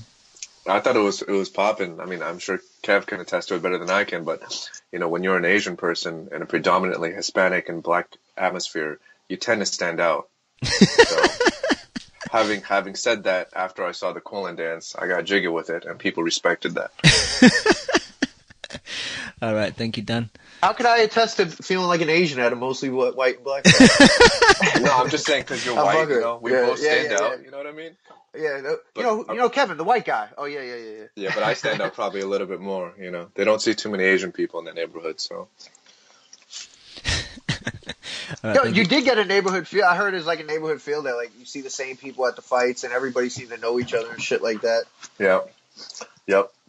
Definitely. And I think that was the reason why they probably had the fight initially. They thought both Brooklyn guys, I'm sure they'll do good numbers at the Barclays. So it's good. It's good and all. I feel happy for Jacobs. You know, he's been through a shitload in his life, so I'm happy for that guy. Yep. All right. Cheers, Dan. Let's have a quick call from my boy Lukey. Are you there, Lukey? Yeah, man. What's up, KH? Lukey, what's up, brother? Nothing much. I texted KH some info, and that asshole didn't give you guys it, so I had to say it, too. Oh, shit, I got a new number. I'll flip it to you right now. Okay, because I texted someone. So I know why Quillin left Robert Garcia, so I can tell you guys that story. Please do. He went up to Robert Garcia and was like, I only want you to train me. And Robert Garcia's like, dude, I got a boxing gym, and like this is how I make money, so I got to train other fighters. So the guy just left him. Like, he just left. He stopped showing up at the gym. And then, like, Lim said, Donald Leary isn't really a boxing coach. He's, like, your homie that might have boxed when he was growing up and, like, worked out at 24 Hour Fitness. So you bring him into the gym to... No, I'm serious, though. I'm not even being funny because I don't remember him from the amateurs. And so Quellar is just working with that guy now. And we went down to L.A. for sparring with some of our guys. And our guy was like maybe 135. They tried to get Quellar to spar us because they said he was the same weight. Bro, we made him step on the scale. He's 168. He was 168 this summer. I'm not even lying. That's bad. And they were like, come on, he's a 130. And we're like, fuck, no, he isn't. Like, we're not, just because you fight at that weight. So that whole camp's just fucked up, man. That camp's just overrated. Exactly. I don't know what the fuck they're doing in that camp. It seems like Garcia just, again, outsources all of his trainers. Like, who's one guy that he focuses, like, most of his attention to? Mikey. And Mikey doesn't even fight. What, is it Chavez? and Mikey's father was the one really training him. So, I think Mikey gave the impression that like they're technical and they know what they're teaching over there, but that was really his father, and not really. It's crazy. Nobody else has technique like that. Like my boy Andy, that's like his dream fight. Andy Vences, he fought this weekend. He wants to fight Mikey because he keeps saying Mikey's not technical. They put him with the right guys. He thinks that Mikey throws wide. Like a bunch of people I know think Mikey isn't even that technical. So like, do you think we just like looked at it wrong because Mikey was so much bigger than guys? No, I think he's pretty. I mean, I don't know about technical, but I don't think he's necessarily wide. Do you, Lukey? I don't know. Like, I don't necessarily think that, but when like guys in his same weight class are saying that to me, and they're pretty honest with me, that makes me wonder what I'm seeing. Because like a lot of people have said that to me. Sometimes gym narratives get overplayed because it's a small circle, so everybody says things like, "I was telling everybody how much power Anthony Durrell has. What the fuck? He hasn't hurt anybody." Are these guys at 130, Lukey, or what? Because I don't know what his weight class is. 30 and 26.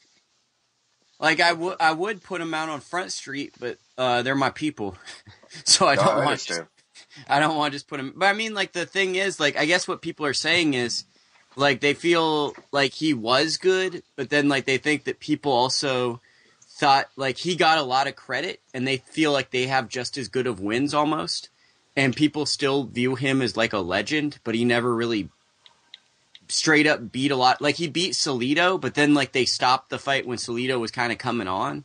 Like there's always been a lot of questions, they say. Yeah.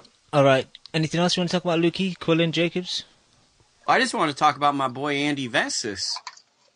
He got a second round stoppage in Fresno, and he fucked this kid up, man. I'm telling you, I'll give you the info right here. He's going to fight in February. He might be on the Pacquiao undercard, and then he's going to fight for a world title at 30. They're going to fast track him. But, I mean, he fucked this kid up. He fucked this kid up so bad, he went on social media and talked about it was a cheap shot. And he had his own friends going on, like, every video talking about, like, we want the rematch. That's when you know you got your ass kicked. Give us some background about this kid. What weight's he at? Where's he train out of? Where's he from?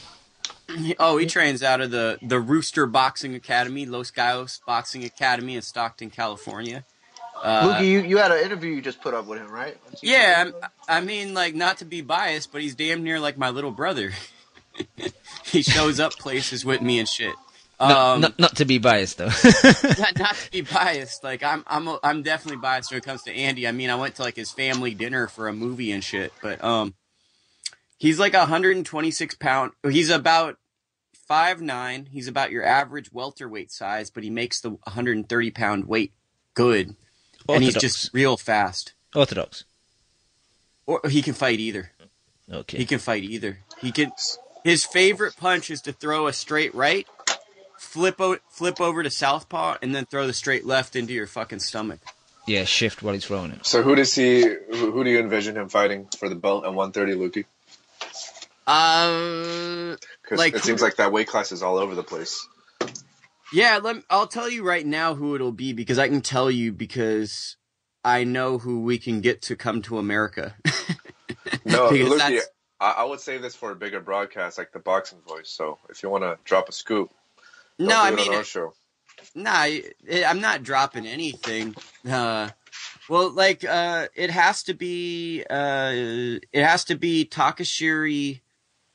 It has to be Yushima. I can't say this guy's name. It has to be either the WBA champ or the Fernando Vargas. Those are the only two, because Rocky Martinez has a 3-fight contract with Heyman, and Pedraza, I think, has a 2 or 3 year contract with Showtime. Right. So it's Uchiyama, right? Uchiyama. The WBA. Yeah, he's a super champ. Yeah, that might be the guy. He's a beast. Is he good? Man. Yeah, he's a beast. Well, then Fernando Vargas. Uchiyama's a lot more skilled. I think Uchiyama was the one who knocked out the Japanese guy that Vargas fought, right? Okay, yeah. So that doesn't sound like a great fight for So Fernando Vargas, that would probably be the fight. Yeah. Who's that the iPhone in the background? hear the clicking noises. I love how Because- Dan sometimes has the worst microphone, but when his microphone's good, he's like Wait. critiquing everyone else. No, You got, trust me. I never argue against people saying that I have shit mic quality because I fully admit that. But when I dish it out, you got to take it as well. So my bad, Lukey. We cut And you off I'll there. tell you this. Don't worry. This is just like being at the barber shop. I don't Yep. care. Like, y'all are like my people. So, he's going to fight probably, and this is just me speculating. I think he's going to fight Diego Magdaleno Okay. early next year, and he's going to stop Diego Magdaleno. And then that'll put him on the map, you know? Just get a stoppage, 4 or 5 rounds, and then go on. Because I'm just looking at the guys there, and it's like, if he stops Diego Magdaleno, you're basically somebody in the division. Magdaleno's 35 though, is he not? But I think he's one of these guys that has 2 losses, and he has to go wherever the money is, right? Yeah. Like in the boxing business, if we say, okay, we'll take the fight at 132, you know, can he really say, no, I'm not going to take that fight? Don't you think Magdaleno's going to want a tune-up though after his loss to Terry Flanagan? Yeah, I mean, he'll get his tune-up. I'm saying this might be around the time of the Pacquiao card. Oh, okay. Maybe May or June. Like, I think Andy's going to get a fight in his hometown that's like a tune-up fight. And then I think he'd fight like Diego Magdaleno, and then that might magically turn into a title eliminator. Yep. You know how like sometimes like randomly... Like happened with Spence the other day. Yeah, just a couple of days before the fight. Yep. Oh yeah, this is a title eliminator now for the IBF. I fuck with that. Hey, Lukey, do you know if Bradley Pacquiao is official? I got to talk to Tim Bradley on Saturday, and then I got hated on, so I couldn't videotape him. By who? They kicked me. By his wife. Like a bunch of PR people. Like they were like, "No, you can't." He's got PR people. Video. His wife. Someone Shit, though. wouldn't allow me to talk to him, but from all indications, it's good. It's a go. It seems like it's a go. Jesus Christ, that's bullshit.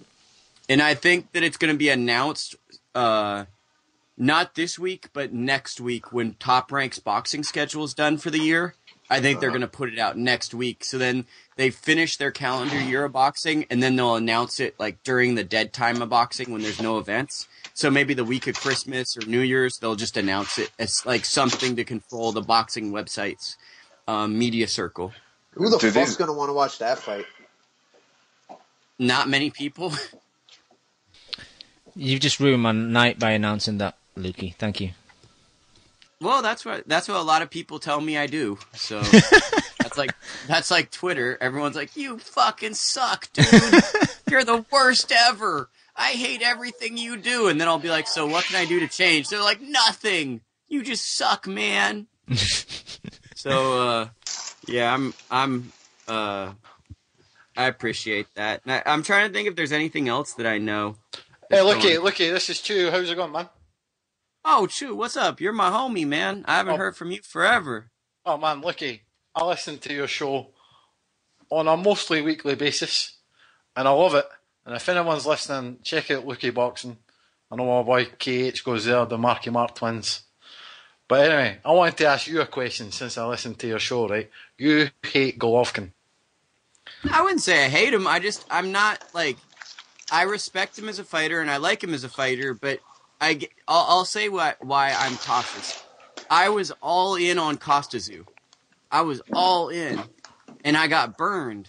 And I was all in on Amiri Mom, and I got burned. So I'm hedging my bets. I'm like one of those guys that fucked up the U.S. economy. I'm hedging on this one. Okay, my question is why are you using that kind of logic? Isn't his resume and his body of work enough to make a judgment call the other way? It's some things that I've just heard from the gyms. Okay, So I like guess what? it's like gym talk. Just weird things, right? Weird things. Just like, I wouldn't say average boxers, but medium guys telling me like, not that they had complete success, but there's moments where like he has mental lapses, or that he got rocked back in sparring, or that if you're having a lot of success, he tries to turn his punch over and hit you on the top of your forehead. So like one trick he does is he throws an overhand right, but instead of going to your head, like to your temple or your chin, he tries to land like on the top of your cranium. Like, yeah, like he And did He against does that with the left Rubio. hook with Rubio, left hook. Exactly. Yeah. Rubio. He Because practices that that's too. Yeah. Yeah, I mean, that's one thing everyone says is he looks for that and then he looks for the right upper. But for me, it's just weird that like a couple of guys who I think are mid-level guys, I saw a video of them, of their sparring from iPhone stuff. And I don't know the context if it was a lot of rounds or whatever. But like he looked human to me. He didn't look like a monster. Yeah, but would you? So I'm skeptical. Would you pick any of them to beat him at in a real 160. fight? At 160. Which no, I mean anyone. The only person that I thought had a chance, and people laugh at me, was Willie Monroe, because he was the only style I'd never seen him fight against. So at 160, I don't think anyone can beat him. Maybe Canelo, but it would take a while, because I think Canelo has faster hands. But it's like I don't think mentally he's grown enough as an adult, and I think he doesn't throw enough punches. So he doesn't throw hard enough either. But I mean, I like Canelo's timing, the way he catches a punch and then shoots with his left hook. So I mean, it's just weird. Like that could be like a Ronda Rousey Holly Holm, where like he could have illusion power, if you get what I'm saying. Like he could counter over aggressiveness and create some power. It would be an interesting matchup, but we all know if that fight happens, Canelo's the A side, so he's going to drag him down to 55. But yeah, what were you saying, Chu? No, well, I think it's you articulate something which a lot of people can't articulate when they talk about Golovkin. You give reasons why you're not on the train. I'm not going to say you hate him, but you're not on the train, so to speak. So I He appreciate does say that. some off the wall shit too, though. Yeah, he does. I'm not going to lie. Come on, He bro. hates him. He does. He's disguising it well. He does. Lukey's my boy, but even when I got to call him out, he's saying some wild shit when I got to get him out on Twitter. But he'll defend it. There's always got to be a heel. Like in WWE, there's always got to be a heel. To Lukey's credit, he was one of the first I heard. And then I've been fighting the good fight for a long time. It's so real with me. Andre Ward gives me handshakes when he sees me in person. Yeah, but Lukey, doesn't it depress you, Lukey, that you see some of your compatriots, some of your Twitter brethren who also hate on Triple G to the extent that you do, and you just got to look at them and be like, wow, these are the fucking people I'm associated with. Look, he's the father of that movement. Yeah, but look at his son. Look at his children. Look at his children. Yeah. But then I think Leon made a perfect point. Like the other end of the spectrum is like Wassam and those guys that are just so far on the other side that I think if you gotta hate, like you gotta be on the complete other. Like you gotta go that crazy. You know what I mean? I get why you can react like that because of the people who love him, but I wish I'd just stopped talking about all the bullshit around him. But even it's just about fights, isn't it? Even then, even in Lukey's defense of his viewpoint, he still gave Golovkin a shitload of credit. Like the credit that he gave Golovkin is stuff that you can only say of about 5 active fighters nowadays. So yeah, no, absolutely. What can we say? I don't disparage the guy. Like this is where like what confuses me is I do disparage him, but like I don't disparage him as a fighter. Actually, you know what my problem is? It's Abel Sanchez just saying outlandish stupid stuff. I agree 100%, and his promotional team to some extent. That's true because a lot of people hate Ward because of Virgil Hunter too. Like I had to give examples of like Ward's stuff when I called him out for it, and most of my examples seemed to come from Virgil Hunter. I was like, fuck, maybe his association really perpetuated that perception. Yeah, I think they're the polar opposites. Both Golovkin and Ward are actually nice people, but their trainers are kind of like these guys that want to live through them, kind of. The thing is, I'm like most people. I dislike Andre Ward and his fighting style, but if he fights Kovalev in 2016, I'll retract everything I said about him because that's a fight that I'd be absolutely fascinated by. And Kovalev would win. I don't know. It'd be a pretty close fight in my opinion, but let's just the fact that he's willing to take that fight would be pretty remarkable. It's the best fight out there. It's the best fight out there. Totally. If anyone's going to beat him, it's Andre Ward. I kind of okay, maybe from that perspective, yeah, but not maybe not the thing you're going to watch. But exactly, I was going to say to me the best fight is Stevenson Kovalev because it's going to be a more fan-friendly fight. According to Stevenson, Kovalev is scared. Yeah, based on what that handshake, that little 2-minute conversation that they had. He even they're like not scared of each nervous other. saying it. Yeah, I don't know. See, on the other end of the spectrum, I know Lukey loves Kovalev. He was pumping him. I think he had a choice. Either I get behind Kovalev or Triple G, and he went behind Kovalev. I don't know. Yeah, that's kind of the movement, man. The guy killed a guy in the ring. Actually, out of all the things, I really shouldn't have gone on the Kovalev train because he's like the most hateable human being, but everyone's just like, dude, this guy's great. He like killed a man in the ring.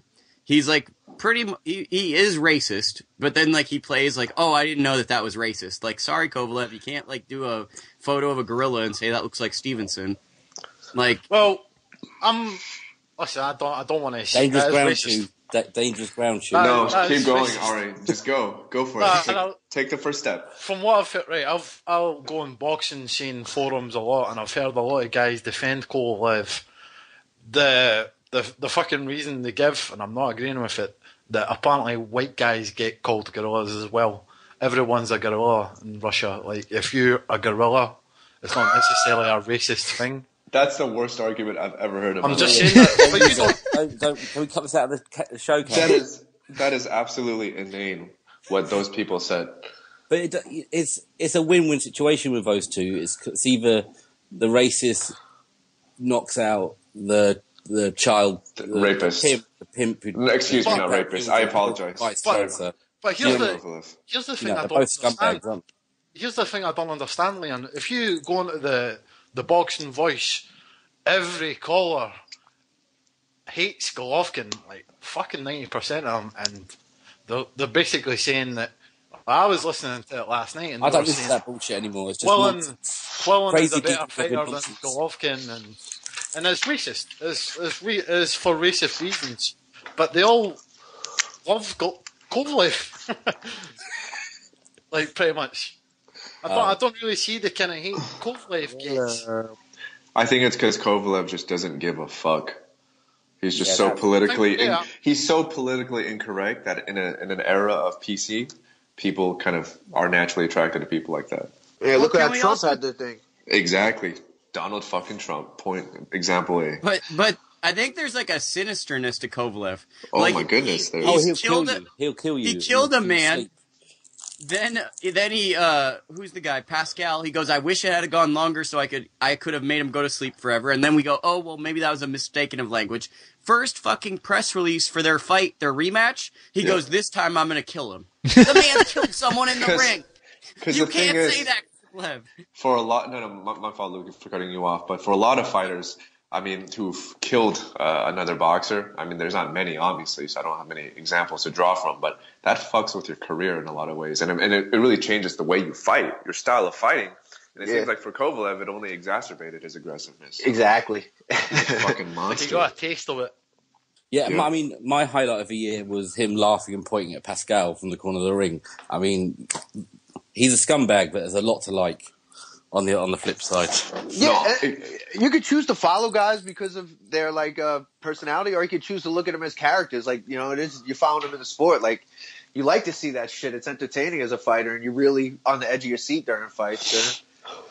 The thing is with Kovalev, he should just go full on bad guy. Like, he's kind of got one toe in the. He's already there.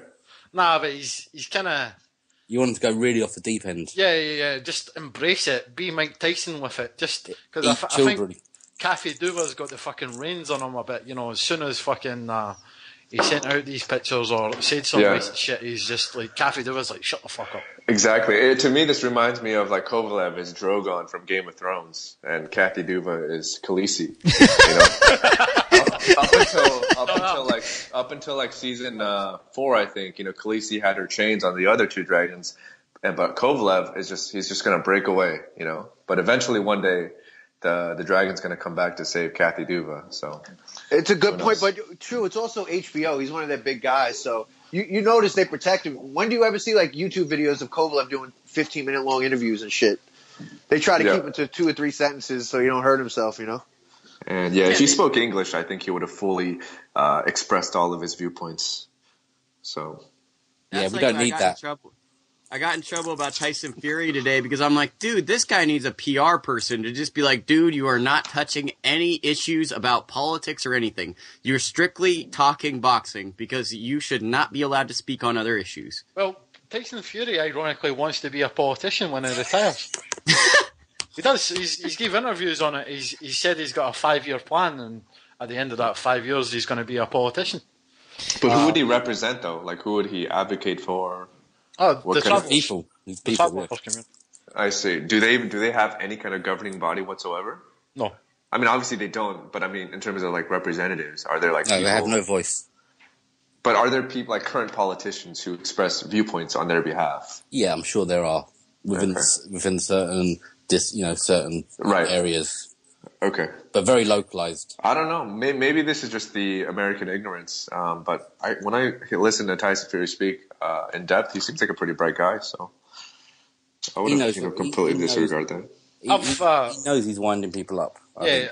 I watched on YouTube the other day the heavyweights. The gloves are off. It was like a Sky thing, and it was Tyson Fury, Anthony Joshua, Lennox Lewis, Frank Bruno, and Scott Welsh. I don't know why Scott Welsh was. Scott Welsh was that big white guy? Yeah. Bro, that's he it. was cracking me up. I'm like, who the fuck is this guy? Did you watch it as well, Kev? It was about a year ago. Yeah, it came out a while ago. It was good. Yeah. Tyson Fury came across really well. They asked Anthony Joshua a question. They asked everyone on the panel a question about Anthony Joshua. They basically asked if you could give Anthony Joshua any advice on his pro career, because he just started at this point, what would you give him? All of them, Lennox Lewis, Frank Bruno, Scott Welsh, just gave him bullshit. Okay. It's just like, fucking stereotypical, get a good promoter, get a good lawyer, get a head accountant. Work hard. Work hard, in the train gym. hard, yeah. Yeah, all that Fluff. bullshit. Tyson Fury just told him straight up, he just says, make a decision, stick by it, don't have any regrets. Just real stuff. And that's what I like about Tyson Fury. There is no bullshit in him. And I that's was waiting that's for why- Tyson Fury to say, stay away from me. That's your career advice. I was waiting for him to start talking yeah. shit right there. That would have been great. Tyson Fury's kind of like one of these Floyd Mayweather characters where he's going to be a ticket seller based on his personality rather than his ability in the ring, because I don't see it. After that But fight, Mayweather's calculated. Fury's mad as a bag of snakes. You know. Yeah, that's the thing I never understood about Floyd is Floyd was never he never really seemed spontaneous in his arguments. You know, it not seemed bright everything enough. was so scripted. Exactly, he doesn't seem like a smart person. Yeah, he's very not smart. Fury's I disagree. Actually. Fury's You think quite Floyd's smart? quick-witted. Yeah, I definitely disagree. Did you hear Floyd talk about Ronda Rousey after she got beat? He was asked to basically some interviews and stuff, and Floyd was like, he done the right thing. He could have shat on her. He could have actually. MMA. Okay. He could have actually, kind of rubbed it in because Ronda Rousey was taking so many shots at him, but he was classy. But what does that have to do with Yeah, intelligence? so being media savvy, No, that is it. But he took Poor some argument, subliminal. He was media savvy, but he took some subliminal jabs at Ronda Rousey. He was just like, "Oh, she'll bounce back," but I don't know what it's like to lose. But she'll bounce back though. You know what I mean? No, he said something where he's like, most fighters lose, and it's a positive thing. Like he said some real subtle. Yeah. I know what you. The reason why I don't think Floyd is smart because it takes forever for him to make a fucking point. He stutters so much. and most of the time he doesn't make the point. And most people who always use words like I said before, and they try to pause what they're trying to say by using phrases and like again, that. at They're the usually end of not the day- smart. At the end of the day, it's like he'll say he'll go to a restaurant and he'll ask for a number 2, but he'll be like, at the end of the day, can I have a number 2? At the end of the day, it takes too long to say things. So, fuck Floyd, man. There was one YouTube video where he was at like a round table, like a pre-fight, and he was just going off, and like you said, he did that a million times. He was like, like I just said before, and he just kept doing it, and he like, what the fuck? And one guy asked him a question, he went on like a 14-minute rant. I remember tweeting it out. I'm like, this might be the worst thing I've ever seen. It was hilarious. It was so bad, it was good. It was fucking phenomenal. And Well, then you- this guy Fury. coming from another country, like, what does that have to do with anything? Yeah. Right, Lukey, we're going to have to let you go because we've got to move on. Yeah, you that's all sidetracked us good. like a motherfucker, man. No, it was good That's- though. It was a good discussion, man. I appreciate that. That's what I do, man. I just bring controversy. Yep. And I'll make sure the Twitter streets for your account are gonna get all fucked up now because I was on. All right, Lukey. Stay blessed, my brother. Thanks, y'all.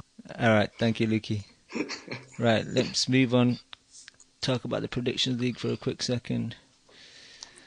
We got Mo and 10 in first, TBE Chef in second, LeMarcus Malvo third, Punch Drunk fourth, Nothing for Something in fifth, Ari Gold Boss in sixth, Sean 7000 in seventh, I Am in eighth, El Terrible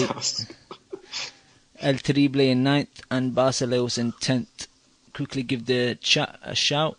We got Mongo Sled, Ari Nunes, Bill Bones 101, TBE Chef, Court Music, London Box, Nesmatic, The Boxing Rhino, PM Versus, Nothing for Something, Tico, Steve Love, Brian Mac 90, Pinhead 360, Stokey, Jason 268, Lazy Lefty, Shams 1000, J Sweet the A-Side, Barcelos, Joey D14, Lucan, Wasif 1, Marky Mark TMT, The Compa, Larry Magoo, Black Ski Mask Joe, and 18 guests. Alright, boys, let's talk about the upcoming week. A lot of fights. The MMA card, Kim? Nope. No. This is the thing, Daniel. This is the thing. I love it. Start off with the UK card, the pay-per-view, which most people are not happy about. Joshua versus White, the headline. But let's talk about the gloves are off. For anyone I watched that. Yeah, for anyone that's listening to the show, if you've not seen it, it's on YouTube. There's a couple of copies, but the best copy is Davey Boy Essex UK, so check his YouTube page out. It's about 22 minutes long. Start with you, Lim. You said you saw it. What did you think? What was your impressions? White reminds me of Ari. Racist. You can't be bored. He can't be bothered. Just the way he enunciates things. I thought it was fun. I thought Johnny Nelson is a fucking prick. He's so biased. Yeah. In favor of Joshua. And I that too much recently. And I'll let Ari go in a second, but just one thing I wanted to say was I thought it was really cool of White to call him out on his bullshit. I hate people who try to ask questions that lends itself to be answered in a certain way. And that's all Johnny Nelson did throughout the interview in What favor do you call of that, Dan? What, bias? A leading question.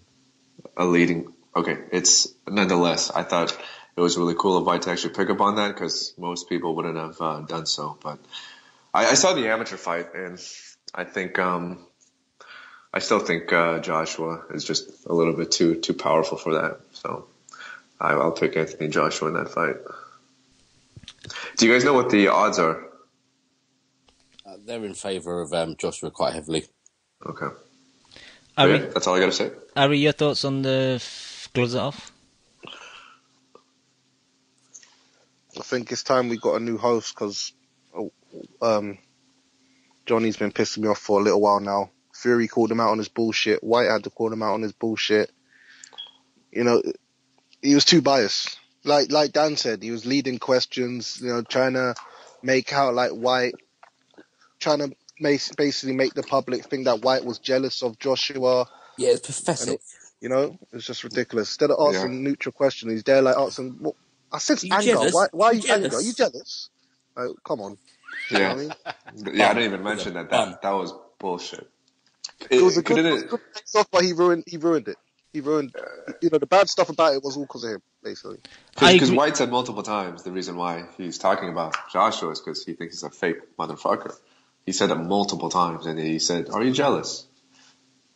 Are you jealous of what he's accomplished? Are you jealous of what he has?" I agree with you two that Nelson was really bad, but my overwhelming memory of that episode was whenever White didn't have anything to respond, he would just say, "Oh, let's go now. Let's take it out. Let's go outside. Let's fight now. Let's do it now." That's all he would say. That was pretty stupid. I agree with that. If I was in the street, I'd iron you out. You came out on top for me. You came out on top easy. He easily won that. No, Leon, man, you're going to be eating some crow next week, bro. Oh, no, hey, I'm picking White. I'm picking Joshua. No, you're picking White. You said it, man. I'm picking Joshua. Yeah, just save that soundbite, Cam. Yeah, White, I'm going to pick the Londoner. So, and Joshua ain't from London. So, What, man? Is White's from that the main Jamaica? card on that pay-per-view? He's like 2 miles away. Watford ain't White's from London, mate. Jamaica? Yeah, but he's a Londoner, isn't he? I like it. I just like the way he talked. I like White. He came across well for me. Anyone else? Chew? The next Audley Harrison. Good line. I like that. I like Nelson. You guys don't like him? Yeah, I like him. Yeah, Ari, you said he's biased, but like, bottom line is networks produce these shows, and networks always going to back a guy, so there's always going to be bias. So you just got to. No, but this is a face-off, Kev. It's a bit different. It's not like he's a punt. It wasn't, you know? What face-offs haven't been biased? Look at the last Triple G one. Look at the I didn't like that either. I'm saying, remember what they're there for. They're not. Yeah. We're not No, there for I them. understand you don't like it, but I think I could like it because I get past the fact that it's going to be biased and just accept it. You know, He's biased and he's a fucking retard. So I mean, there's two reasons. You know what? It's like Nelson gets an answer from people just by being biased, though. He gets a reaction. He gets like a that reaction, exactly. Yeah, I mean, he's not there to be political, and I actually like that. I'll take him over Max Kellerman any day. Oh, of course. Swap. Well, I'll swap you now, all day long. You can have him. I'll pack him up tonight. Max just talks fluff. Like he just talks about the records and talks how great the fighter is, but he doesn't actually get. But he can talk. Johnny Nelson can hardly string a sentence together. Yeah, but Max talks too much. He might have a 4-minute question. Like it takes 4 minutes to ask it. Yeah, he has that Mario Munguia syndrome. Yeah. God, if Max Kellerman could hear this interview now, how gutted he'd be to be compared to fucking Johnny Nelson. Fuck. I might just be a mark for all this UK shit because I love that shit. I think they both suck. Ever since I watched suck. Luther. I tell you what. Ever since I watched Luther, I'm a mark for all the UK shit talking. Fucking words crack me up. Yo, it's back as well. It's back in December. I don't know for you in the States. Episodes. I don't know about the States, but in the UK it's back in December. 2 episodes. Yeah, I saw it. Two episodes. Is the girl that went to the affair going to be in it still? I'm not Allison sure. or whatever? No, I'm not sure. I doubt it. Oh, she got too big. Yeah. Hey, what were you gonna say, True? No, I was gonna say I love the ambience. The gloves are off. Like the that creepy classical music. Those cheap heaters in the background as PM versus. Like the kind of blue shade. It's like a fucking German boxing show. It sounds like the beginning of an Oasis song. It doesn't actually, but it's like it's like a fucking. You get creeped out and then they just start talking. I thought that Dillian White is under his skin. Yeah, I thought. Are you talking about the part where there's a weird noise, and then in this specific episode they said, shake my hand like a man," and White says, "I don't want to shake your hand." Yeah, I think if you watched it, I've watched it twice now. I don't think Joshua's got anything to say for himself. He is really, really vanilla. He's forced vanilla as well. And I know Chemo's always getting at me going, "Oh, he's not fake. He's not fake." Well, if he's not fake, he's just fucking boring then. So, yeah. I mean, either way, he fucking loses, doesn't he? The lesser of two evils, exactly. See what he means by he's fake. It's clear to me that Anthony Joshua was like the neighbour, he was like the man on his estate. You know? Oh yeah, we all know that. He was just like he would just smack people up and down and shit, and he was like the enforcer. But Dillian White is trying to get him back to what he used to be. Right now, he's like, what is he? I don't know what he's trying to be. He's trying to be like trying to be a safe bet for big businesses to pump money into him. Let's be honest. Exactly. Yeah. Whereas Dillian White's the exact opposite. In a way, it's kind of like capitalism against street. Like this is the corporate champion. They're trying to make him all yeah. I think he'll catch over more in the U.S. if he goes back to more of his young days and more of a street guy. That's a question. Would he even get into the United States? He wasn't. He was only on tag for a bit, a month maybe, wasn't it? Yeah, but I mean, some people can't even get in the United States with like fucking parking fines. And shit. Does anyone actually know what he was on tag for though? Oh, I have no idea. I mean, I don't know. They never really tell the story. But yeah, if it's drugs, he's in trouble. Yeah, wasn't he selling weed? But I don't know if that's what he got caught for. Yeah, it's definitely. All those rumours are out there. But to be honest, though, we all know, like, if he's heavyweight champion and he's fighting Deontay Wilder in Las Vegas, I'm sure He's getting in. Yeah, he's getting in. Someone's getting paid off. But let's be honest. I mean, because he's a mate, he could be massive, couldn't he? Because he does, you know, if he's as talented as his potential is, you know, I don't think, they won't be able to keep him out of the States. It'll be worth too much money. Yep. Just who's everyone picking? I know you just said earlier, Leon, that you're picking Josh. Kev, who are you picking? I don't Joshua, I guess. Status quo. I'm going with Chalk. Okay. Ari, who are you picking? I got Joshua. Inside 6. Lim, who are you picking? I got Joshua knockout 3rd round. Chew. Joshua. So no one's picking White then. But because we just don't know. You haven't seen. I mean, we all say we haven't seen enough of what AJ's done, but we've seen so little of White. I just don't know what he's capable of. I like when AJ said to him, "You're fat. You don't train." I was like, "That's the same shit I've been saying." That sounds like Roos, but the opposite. Yeah, but how he could? We don't know because heavy. You know, I've seen plenty of muscly heavyweights get sparked out clean over the years. Yeah. I just see the first 2 rounds. I think Josh is going to take it easy. I don't think he's going to take any risks. He's just. I don't think he's going to want to get caught cold, like the conversation we were having earlier. I think nothing's going to happen for the first 2 rounds. I don't think. Then I think it'll spark him out in the 3rd or 4th. The best thing that could happen for this fight is White lands clean on Joshua, and we see if he's got a chin. That's the best thing for you, not for me. White's known for his power? We need to know if he's got a chin. He needs to take that punch and know, because you can't fuck around in that. You know, heavyweight boxing is like a freaks game.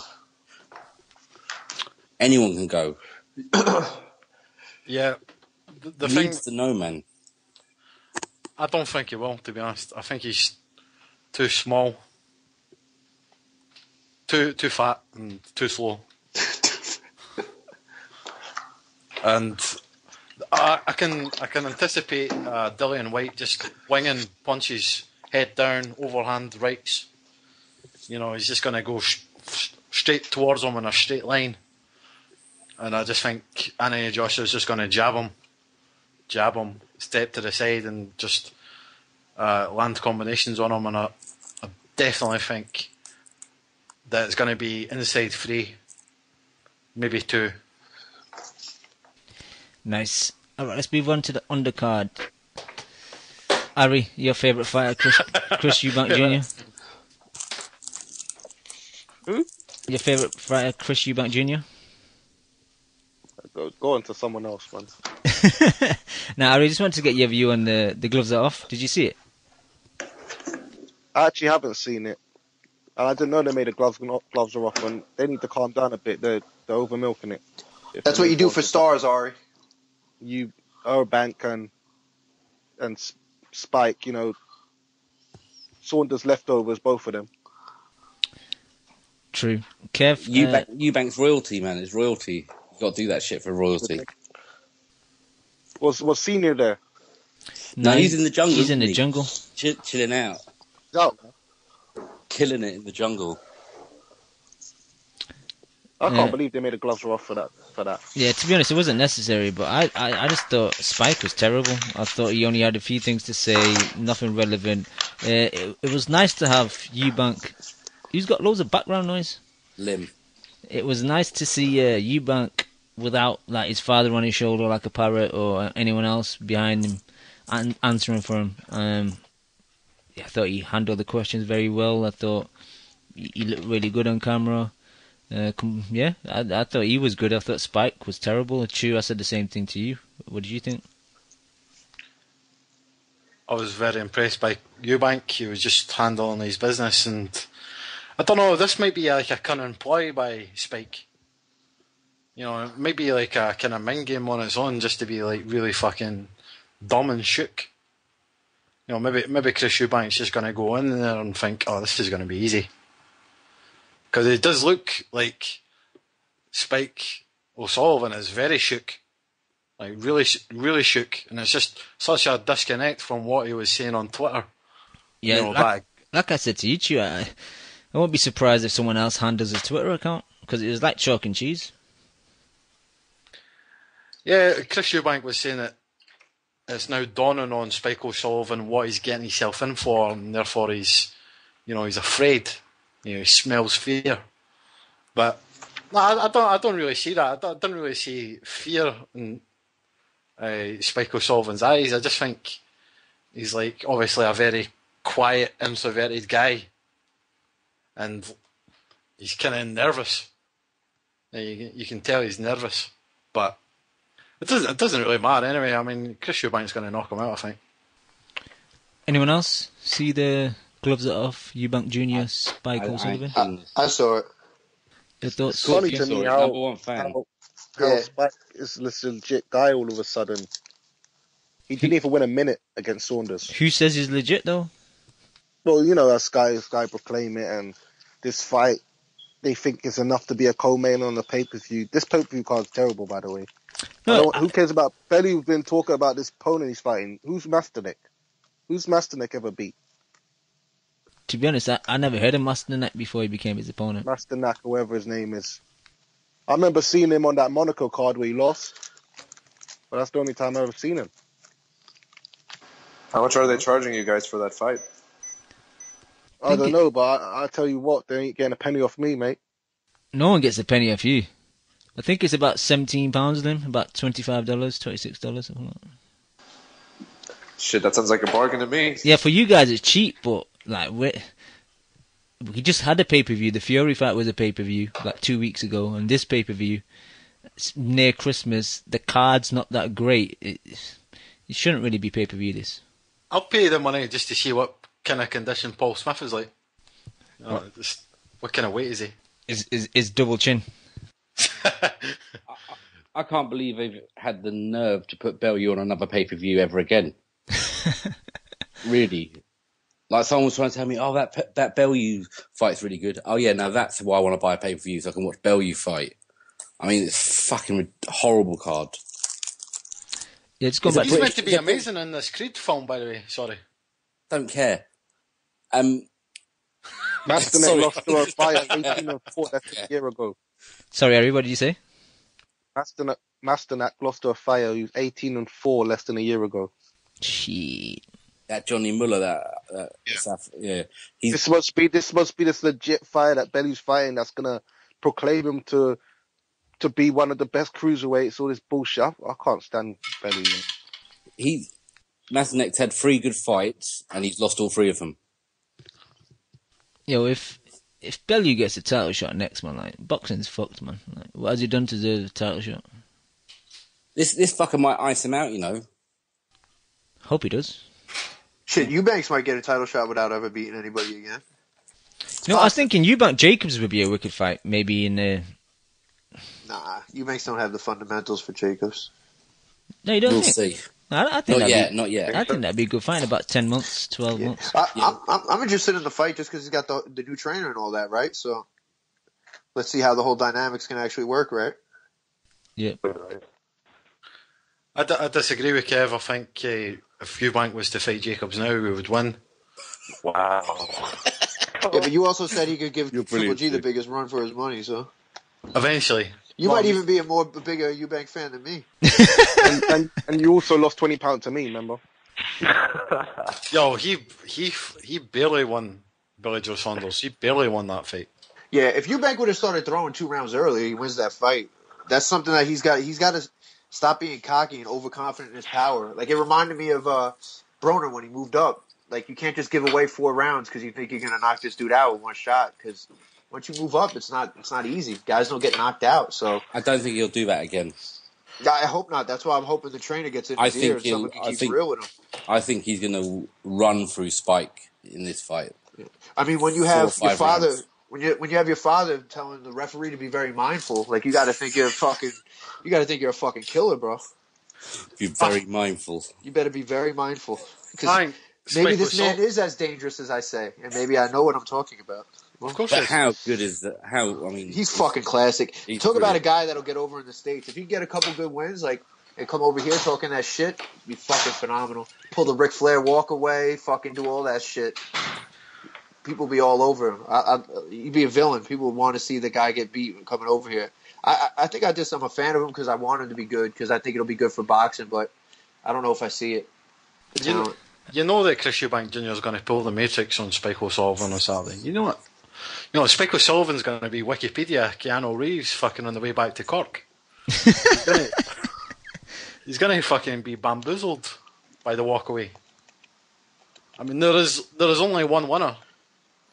And I definitely think of all the guys at 160, only Chris Eubank Jr. has got the talent. I'm not saying he's got the resume, but I'm saying the only one who's got the talent to beat Triple G is him. You can tell he got the physical gifts too, because he started real late, right? And he just... We're going to get accused of being such fucking hype gobblers with Eubank. Oh no, I love him, man. I'm wide open with it. You would have think the Saunders fight would have settled this by now, but they're still going on and that on. That just amped us up more. If he didn't win like those last 4 rounds, then maybe. But that gave us a reason to say, he won the second half of the fight. So, he's better than Saunders. Can I just ask Gary? Who I know it's next week. When you're delusional, you can defend anything you want, Ori. When you want someone to be a star, they'll be a star. Exactly. Ari, who's going to win Andy Lee, Billy Joe Saunders? I haven't picked yet. I want to see how Saunders looks. What, in the weigh-in? Kebab. Yo, didn't Saunders sign some type of deal with the Bomella though? MGM. Yeah, he's still with Tibbs. Don't worry, it's a management deal. No, don't worry. I don't care. That stink gets on you. If we didn't have Tibbs there, trust me, I'd be picking Lee right now and throwing £40 on Lee. Ari, you know when that's right now. Ari, you know if that stink gets on you, you can't get it off, mate. Yeah, he's getting close. Poison. He's getting close. He's getting way too close at the moment. The home of the bums. Yeah, I've actually got Billy Joe Saunders to win that. But you pick it to beat Lee? He's getting iced. You just said Andy Lee earlier. Fucking. No, I said Billy Joe Saunders. Oh, I thought you said Lee. I was, in the past, I would say that Andy Lee would knock him out, but I just think, even though I'm not a big fan of Billy Joe Saunders' style, I think he's got a great chin. And the only chance, Andy Lee's not going to win a decision. So... Not going to need to, because he's going to ice him out. I hope that fight's not sold out, man. Hope I'll get the ticket for £5. That'd be nice. Oh, is that what you're trying for? Yeah, hopefully, yeah. Nice. All right. Anyone else regarding Spike O'Sullivan versus Eubank Jr.? Nope. Okay. Anyone talk about Kevin Mitchell? I know he's your boy, Leon. No, not really. No, they're just setting him up to get a title shot with Conor. Yeah, I smell a rat, But this Barroso guy apparently can punch. I've never seen him myself. I don't know if Kev knows anything about him. No, I think he's Venezuelan. I don't know anything about him. He's Venezuelan. He was supposed to fight Derry Matthews this year, but his visa didn't get approved, so he fought Tony Luis instead. So yeah, but apparently he's a big puncher. He's got like flipping 18 fights, 17 knockouts. But sometimes, those records are a bit padded, man, because he's never been past 8 rounds, and he's had a lot of short fights. So maybe if Mitchell can take him 5-6 rounds, he might gas out, and Mitchell might be able to win on points. What weight class is this again? Is this 35? Lightweight, yeah, 35. Yeah. But Mitchell might be shot, so... I don't know, he looked okay against he did good against Linares, but he didn't look that good against that Madume guy on the Frotch Groves 2 undercard. He's so frustrating, Cam, because he's got so much talent. He just wasted his early years fucking around, didn't he? Yeah. Talk about 135. I think Luke Campbell needs to step up next year. I think 2016 needs to be his year where he's starting to fight better competition now, because he just seems like they've done a horrible job with him. Yeah, they're just putting him in a card. We got a week pay-per-view. Let's put Luke Campbell Coyle on there. What? You beat Coyle, innit? Who? No one cares about that shit. Campbell. Coyle's a bum, man. No, that doesn't count. Josh Yeah, Warrington's in there. yeah, you're right about that. Though, sorry, Cam. You are right about it, that last minute fights and all this stuff. I don't know what's going on. Yeah, he's just being used as a utility guy. Let's just add him to the card, and people will come out because he's an Olympic champion. But it shows what Hearn's like. He gets hold of Eubank, got the name, he goes to the top of the fucking tree, doesn't he? Yeah, weird, isn't it? Yeah. But before that, he wasn't even Bullshit, talking man. about him. Yeah. Dude, That Jake Paul's on that card though as well. I like that kid. Yeah, that's the girls' boy. Yeah, he won't be on the. He's the one to beat up Saunders, isn't it? What, the light heavyweight? Yeah, he's the one. Yeah. Yeah, he not glassed him. Sorry, he gave Saunders that cut, or was it a broken rib? I can't remember what it was. Was it a cut or rib? Cut, I think. Cut, yeah. What was that, sparring? Yeah. Yeah, I know. The girl's main sparring partner for the Butte fight as well. Yeah, he's only And the real fight. Yo, De Gale could have called me, man. Southpaw brethren. What about a Butte versus Marcus Brown fight? You were talking about that earlier. I watched that. I don't know, 168 like, now, man. he looked good getting back to 168. I don't know if Butte probably want to go back up to 75. After a loss, he might not have the leverage. Oh yeah, I never gave my opinions on that fight last week. I thought De Gale looked like shit. Do you think so? I think that's a bit harsh. Are you saying that just to wind Harry up, or is that how you feel? Yeah, I'm just saying it to him. Nah, What, did I not say you would struggle? I don't think knew he he struggled. to be You on honest. point with your prediction, kid? Yeah, I mean, that is the best that Booty has looked for a long time. He's on the good shit, isn't he? He was on the good juice. Of course. Allegedly. You know, Not Memo legend. don't play. Yeah, exactly. And that's another reason I think Quillin went to Memo late, because he doesn't stay, like you said, what do you always say, Leon? He's not living the life. Yeah. So he's never in shape, you know what I mean? So like that was desperation, like fuck, I'm not gonna beat this guy. Let me pull in Memo and try to figure something out. Yep, that good stuff. He's a bit like the Al Heyman strength and conditioning coaches. You know, like if you're fighting like a guy who's trained by Memo Heredia, you know you're kind of up against it. So what's the choices? Do you just sign with Memo Heredia? You know, get him in just to make sure it's a kind of level playing field. His guys stay losing though. Pascal, who lost to fucking Kovalev, looked like shit last fight. Fucking old boy right here, Butte lost. Guy last week lost too. Fucking what's his name? All those guys are losing. This week, Quillin lost. Butte last week. Pascal, he's been on the big L streak. Yeah, but I don't think that's like. That doesn't mean he's not fucking pumping him up though. Yeah, exactly. I mean, some of these fights have been a lot harder than what people were anticipating. Such as the Butte was a fucking animal. He had the mentality. He was moving forward. He was doing all that shit. Good fight though. Good fight. But I definitely, just to say Yari, I definitely think that De Gale loses to Badu Jack. Stop it, Chew. Bum dude Jack. You could barely beat a shot Groves. Exactly. Fucking Beat up a De second Gale rate can Terrell. barely beat a fucking shot booty.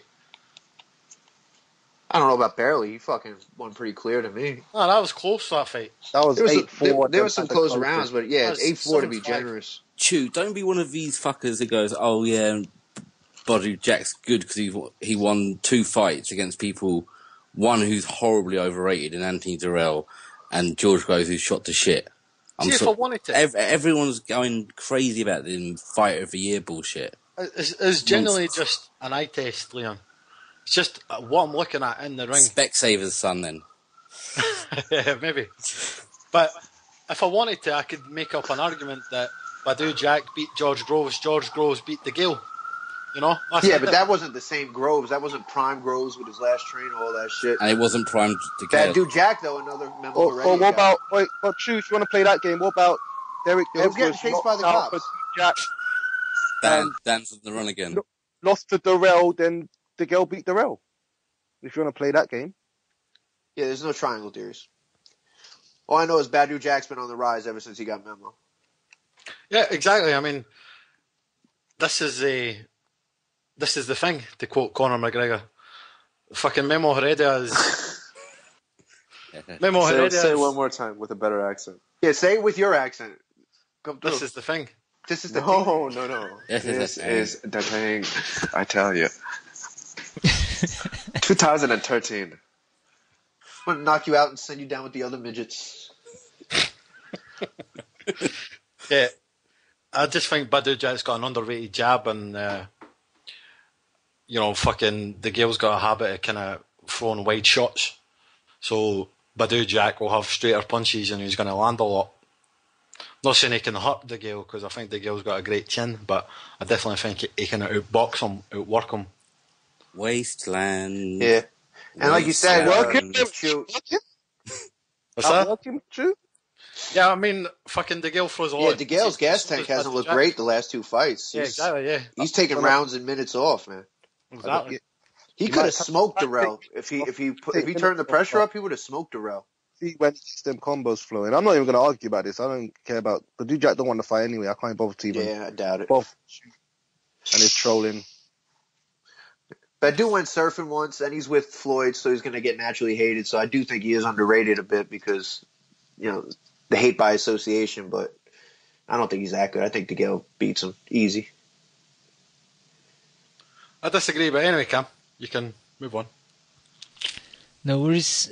Friday, we got a decent card in Puerto Rico. It's on True TV. Return of Nonito Donaire and Felix Verdeo's on that card as well. Saturday, we got a card in San Antonio, Texas. Omar Figueroa Jr. versus Antonio DeMarco. Dominic Brazuel versus Charles Martin. That's a fight that I think might be decent. Charles Martin, I've seen him for the first time on, I think it was the Wilder versus Depay, the French dude. He was on the undercard of that. Got a stoppage, I think, it was in the third round.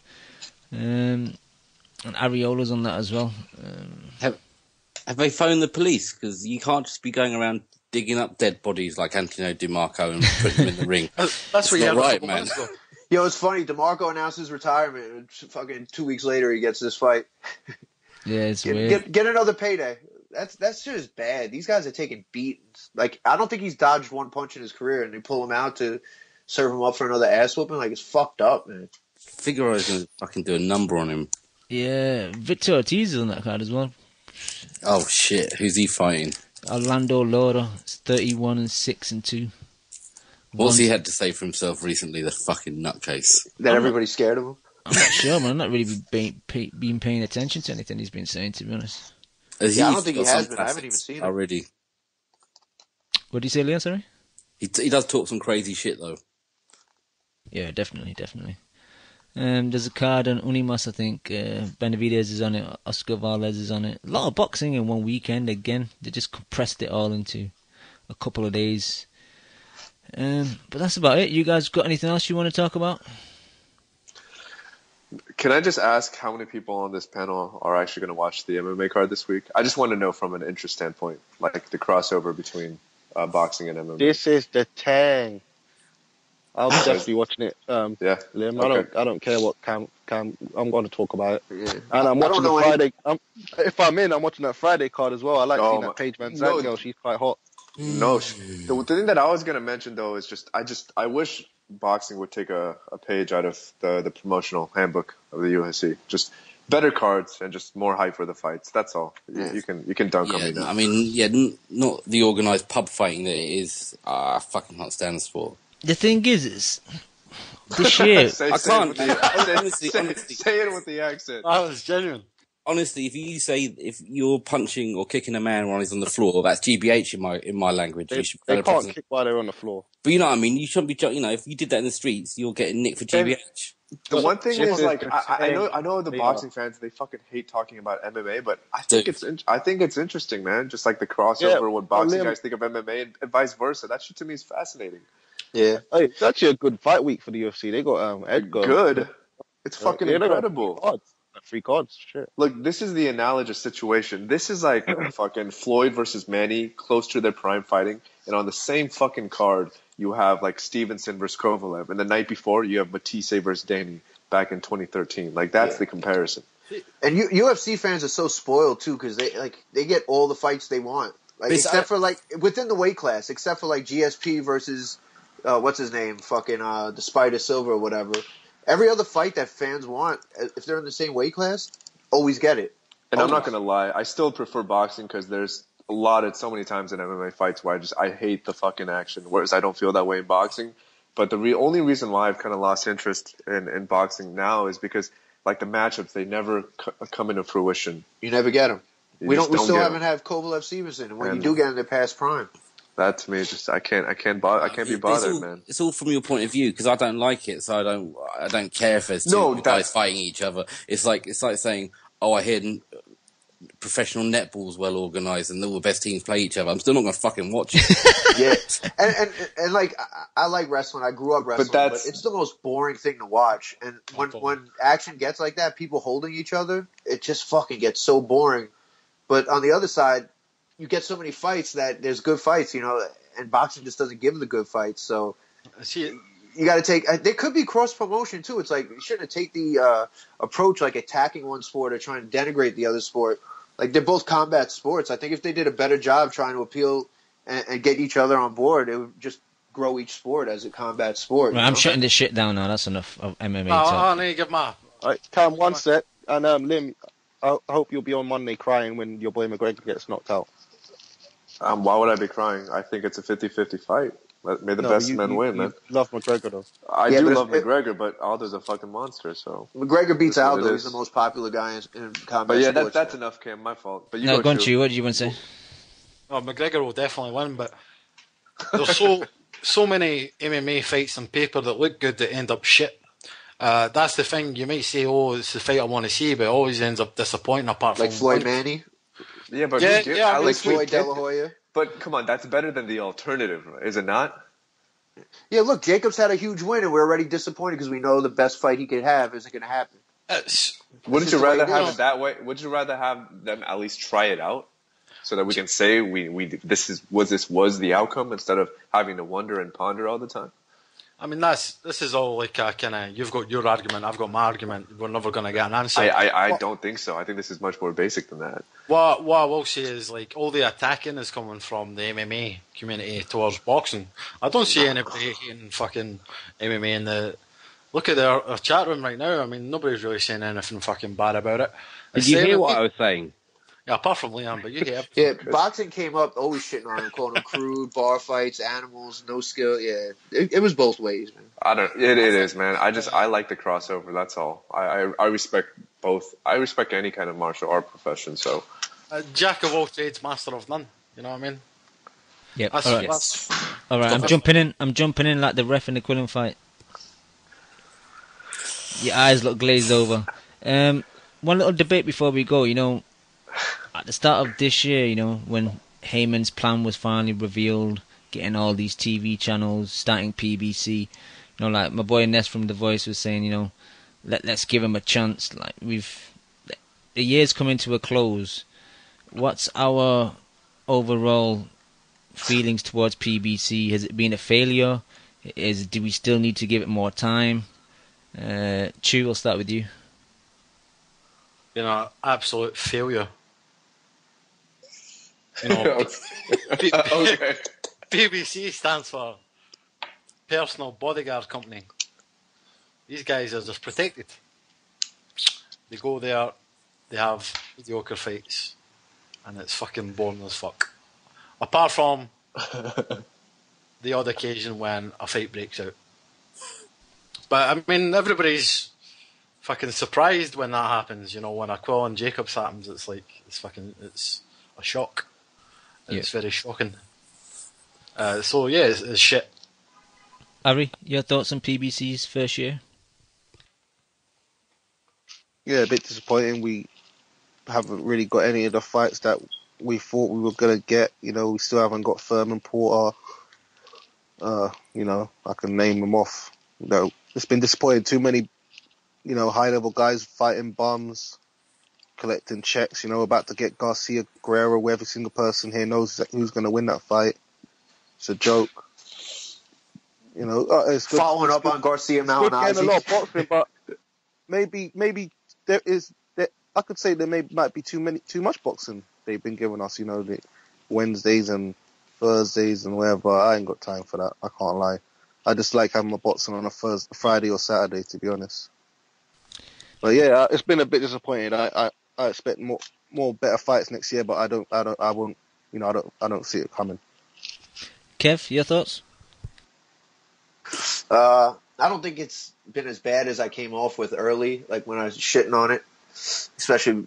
But it definitely didn't do what it wanted to do. I don't know that any new fans came to the sport as because they're a couple times on network TV. Now people, I don't think they reeled in that public that they wanted.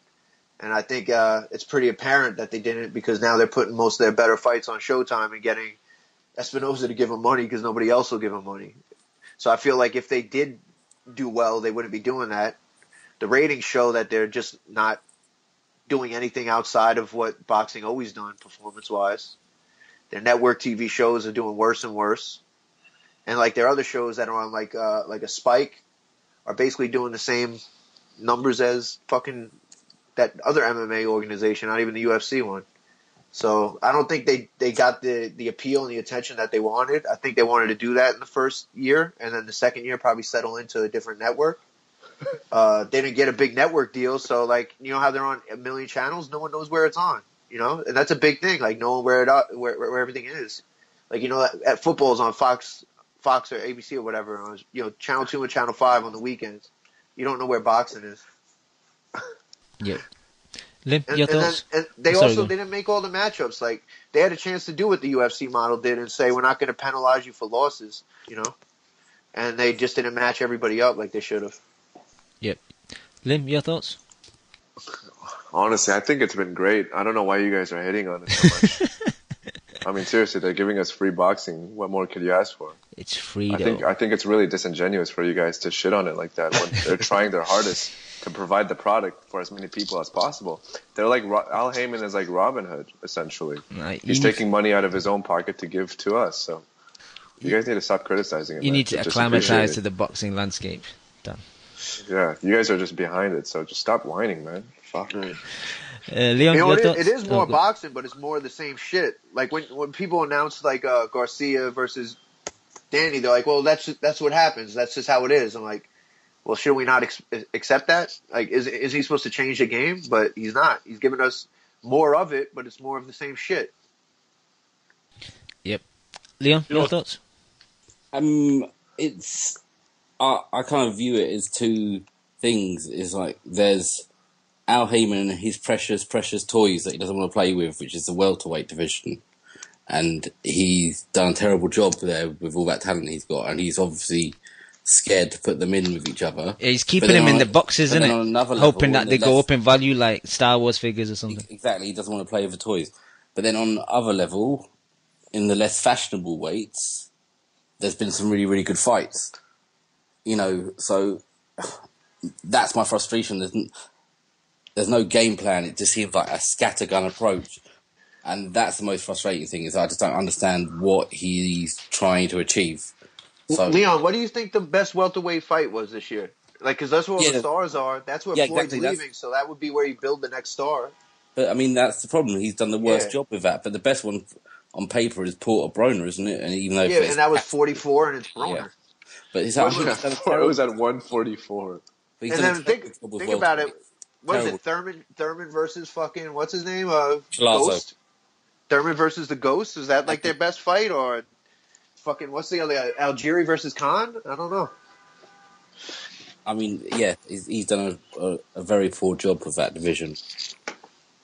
But, you know, and Danny's just been... I mean, I like that Danny, what's his name, fight, even though it was a shit catchweight. Who did he fight? One of the brothers. Peterson. Yeah, I enjoyed that fight. But I think there's that cruiserweight fight that was really, really good. There was the Kameda fights, they were good. So there's been good fights, but he might have just happened upon them by accident, it feels like to me. No plan. Yeah, all the best fights were supposed to be blowouts, and there's mistake fights. Yeah. Exactly. Cheers, Leon. Right. Thanks, Leon. Anything else? No worries, Dan. Anytime. I got you. But still, just give it a chance, though. PBC it'll do big things. I promise. Right. Anything else you guys want to talk about?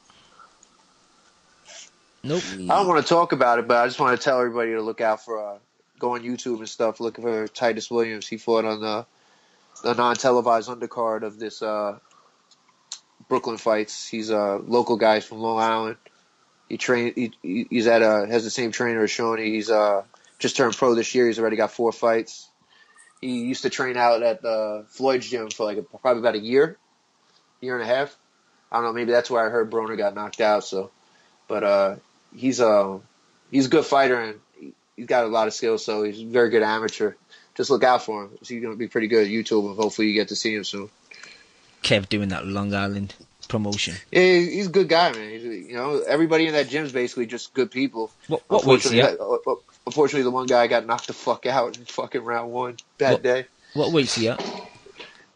Well, I think he's fighting at 126, but I don't know if they actually get to the weight yet. I think they've been more around like 127, 128. He's a very lean guy. He's not that big. He's not a really big guy for the weight. He doesn't do huge weight cuts. But it's just interesting because he's the only guy in that gym that basically is a boxer and not a puncher. Even the guys they bring in for sparring are like the Ukrainians and the other guys that are pretty much maulers, and he's actually a boxer, so it just sticks out in the gym when a guy like him is there, or Marcus Brown or whatever. Cool. Cheers, Kev. Ari, I know you're not going to have any final thoughts, but I'll ask you anyway. No. No, it's a decent fight week. I see you put up like 20 fights. Oh yeah, got this bullshit pay-per-view fight. There's nothing really in America, is there, this week? What is there? Just that Figueroa card that I was talking about earlier, and the Friday True TV one. Sounds like a UFC night for me then. You hater. All right, thank you, Ari. Kev, you got any final thoughts? Yeah, he's also a Heyman fighter, so it's hard for me to promote him. But no final thoughts, man. Cheers, Kev. Leon, any final thoughts? What about the Welshman going to Russia to fight the Russian? Enzo Mack versus Mr. John the new Russian Jr. It should be called Who's More Shot Than Who? It's gonna be. I'm gonna watch it though. What is it? Enzo's a 175 pounder, right? Yeah. He got beat up by Liebenberg, Rhino Liebenberg or whatever. I can't remember. You can name off the names he's been knocked out by. Oh, okay, Bramer beat him. Bramer beat him. Bramer beat him too. With a big eye. Hayes the one that put that shine in that chin. He ain't been the same since David Hay glassed him in 2 rounds. It's weird, isn't it? Like, most people go up in weight, even like down in weight. Oh yeah, because he used to be cruiserweight, isn't it? Yeah, it's pretty shocking. It's going to be a pretty shocking fight, isn't it? I'll watch it, but it's a weak weekend for Box Nation anyway. Yeah, it's a bad one this weekend. And what about, are they really talking about Shannon Briggs maybe being Wilder's opponent? Let it be. I said final thoughts, Leon, not depressing final thoughts. Imagine he knocked Wilder out. But that would be good, actually. Yeah, exactly. If you're going to fight a bum that nobody knows, you might as well fight Briggs instead, so it'll at least be a fun promotion. That's exactly. True. That's true. Did somebody say Cunningham or something like that? Did somebody say that on Twitter? Like, he might actually get a Wilder fight, Cunningham? Yeah, I mean, that's going to be pretty... Is that true, or am I just imagining that? Few places have said that he might be in line for it. But he would get destroyed, wouldn't he? Just too small. Jesus Christ. He's fucking ruining this guy, fucking Wilder. Yeah. But Wilder. All right. Cheers, Leon. Dan, any final thoughts? I think Dan's been took away by the police that were chasing him earlier. Chew, any final thoughts? Yeah, good show. When's the 200th show? Long way off for that one. Is it another 2 year this month? 2 years? Yeah. It's going to be 50 shows, right, each year? 16th. 2 year anniversary is on the 16th. Nice. Next week? Yeah, so the next week would be the anniversary show, basically. Yeah. Nice. 2 years gone quick, man. Do I get paid extra if I appear on that, or what? You don't get paid at all, so... Oh, yeah? You get paid that rigging down money. Oh, okay. Yep. Next week, good show. Shout out to the comp on the chat. Shout out to everybody in the chat. And I've definitely got Chris Eubank Jr. winning. Cheers, Chew. I want to thank everybody in the chat. I want to thank everyone that's been on the show today. I want to thank all the people that download the show week in, week out. We'll be back next week. Peace. You just listened to the Boxing Coalition. Oh, dude, man, I love boxing. I fucking love boxing. A big shout out to the Boxing Coalition. You're a newbie. No, I ain't new, man. If my fucking next door neighbour became the number one flymate in the world, you know what I'd do? I'd fucking walk past the cunt. Derek, how you doing, bro? I was physically bun you, blood. I disagree. First time I hear the song, man, it was fucking badass. Vamos Argentina, la concha de su madre. I see the bomb in them. I get home and she's like, what the fuck? Me and the kid are here. Why don't you get home and talk to us? I'm like, man, you guys don't know shit about boxing. Kel, how does it feel to be the new IBF champion? Feels great. Feels great. Did we really dive into the black hole right off the jump? I think he's hiding glass. Just to play devil's advocate. You want one portion of crow or two portions of crow? Give me 2 portions with a supersized fries and a large drink, please. I can't stand him, what? I'm Scottish. Cringe side. But you won't rush Anthony fucking fat ass Joshua, would you? He's not fat. How about you tell us what you weight for your final thoughts? My weight? Thank you for listening to the Boxing Coalition. We are live every Monday, 10 p.m. to 1 a.m. UK time, 5 p.m. to 8 p.m. Eastern.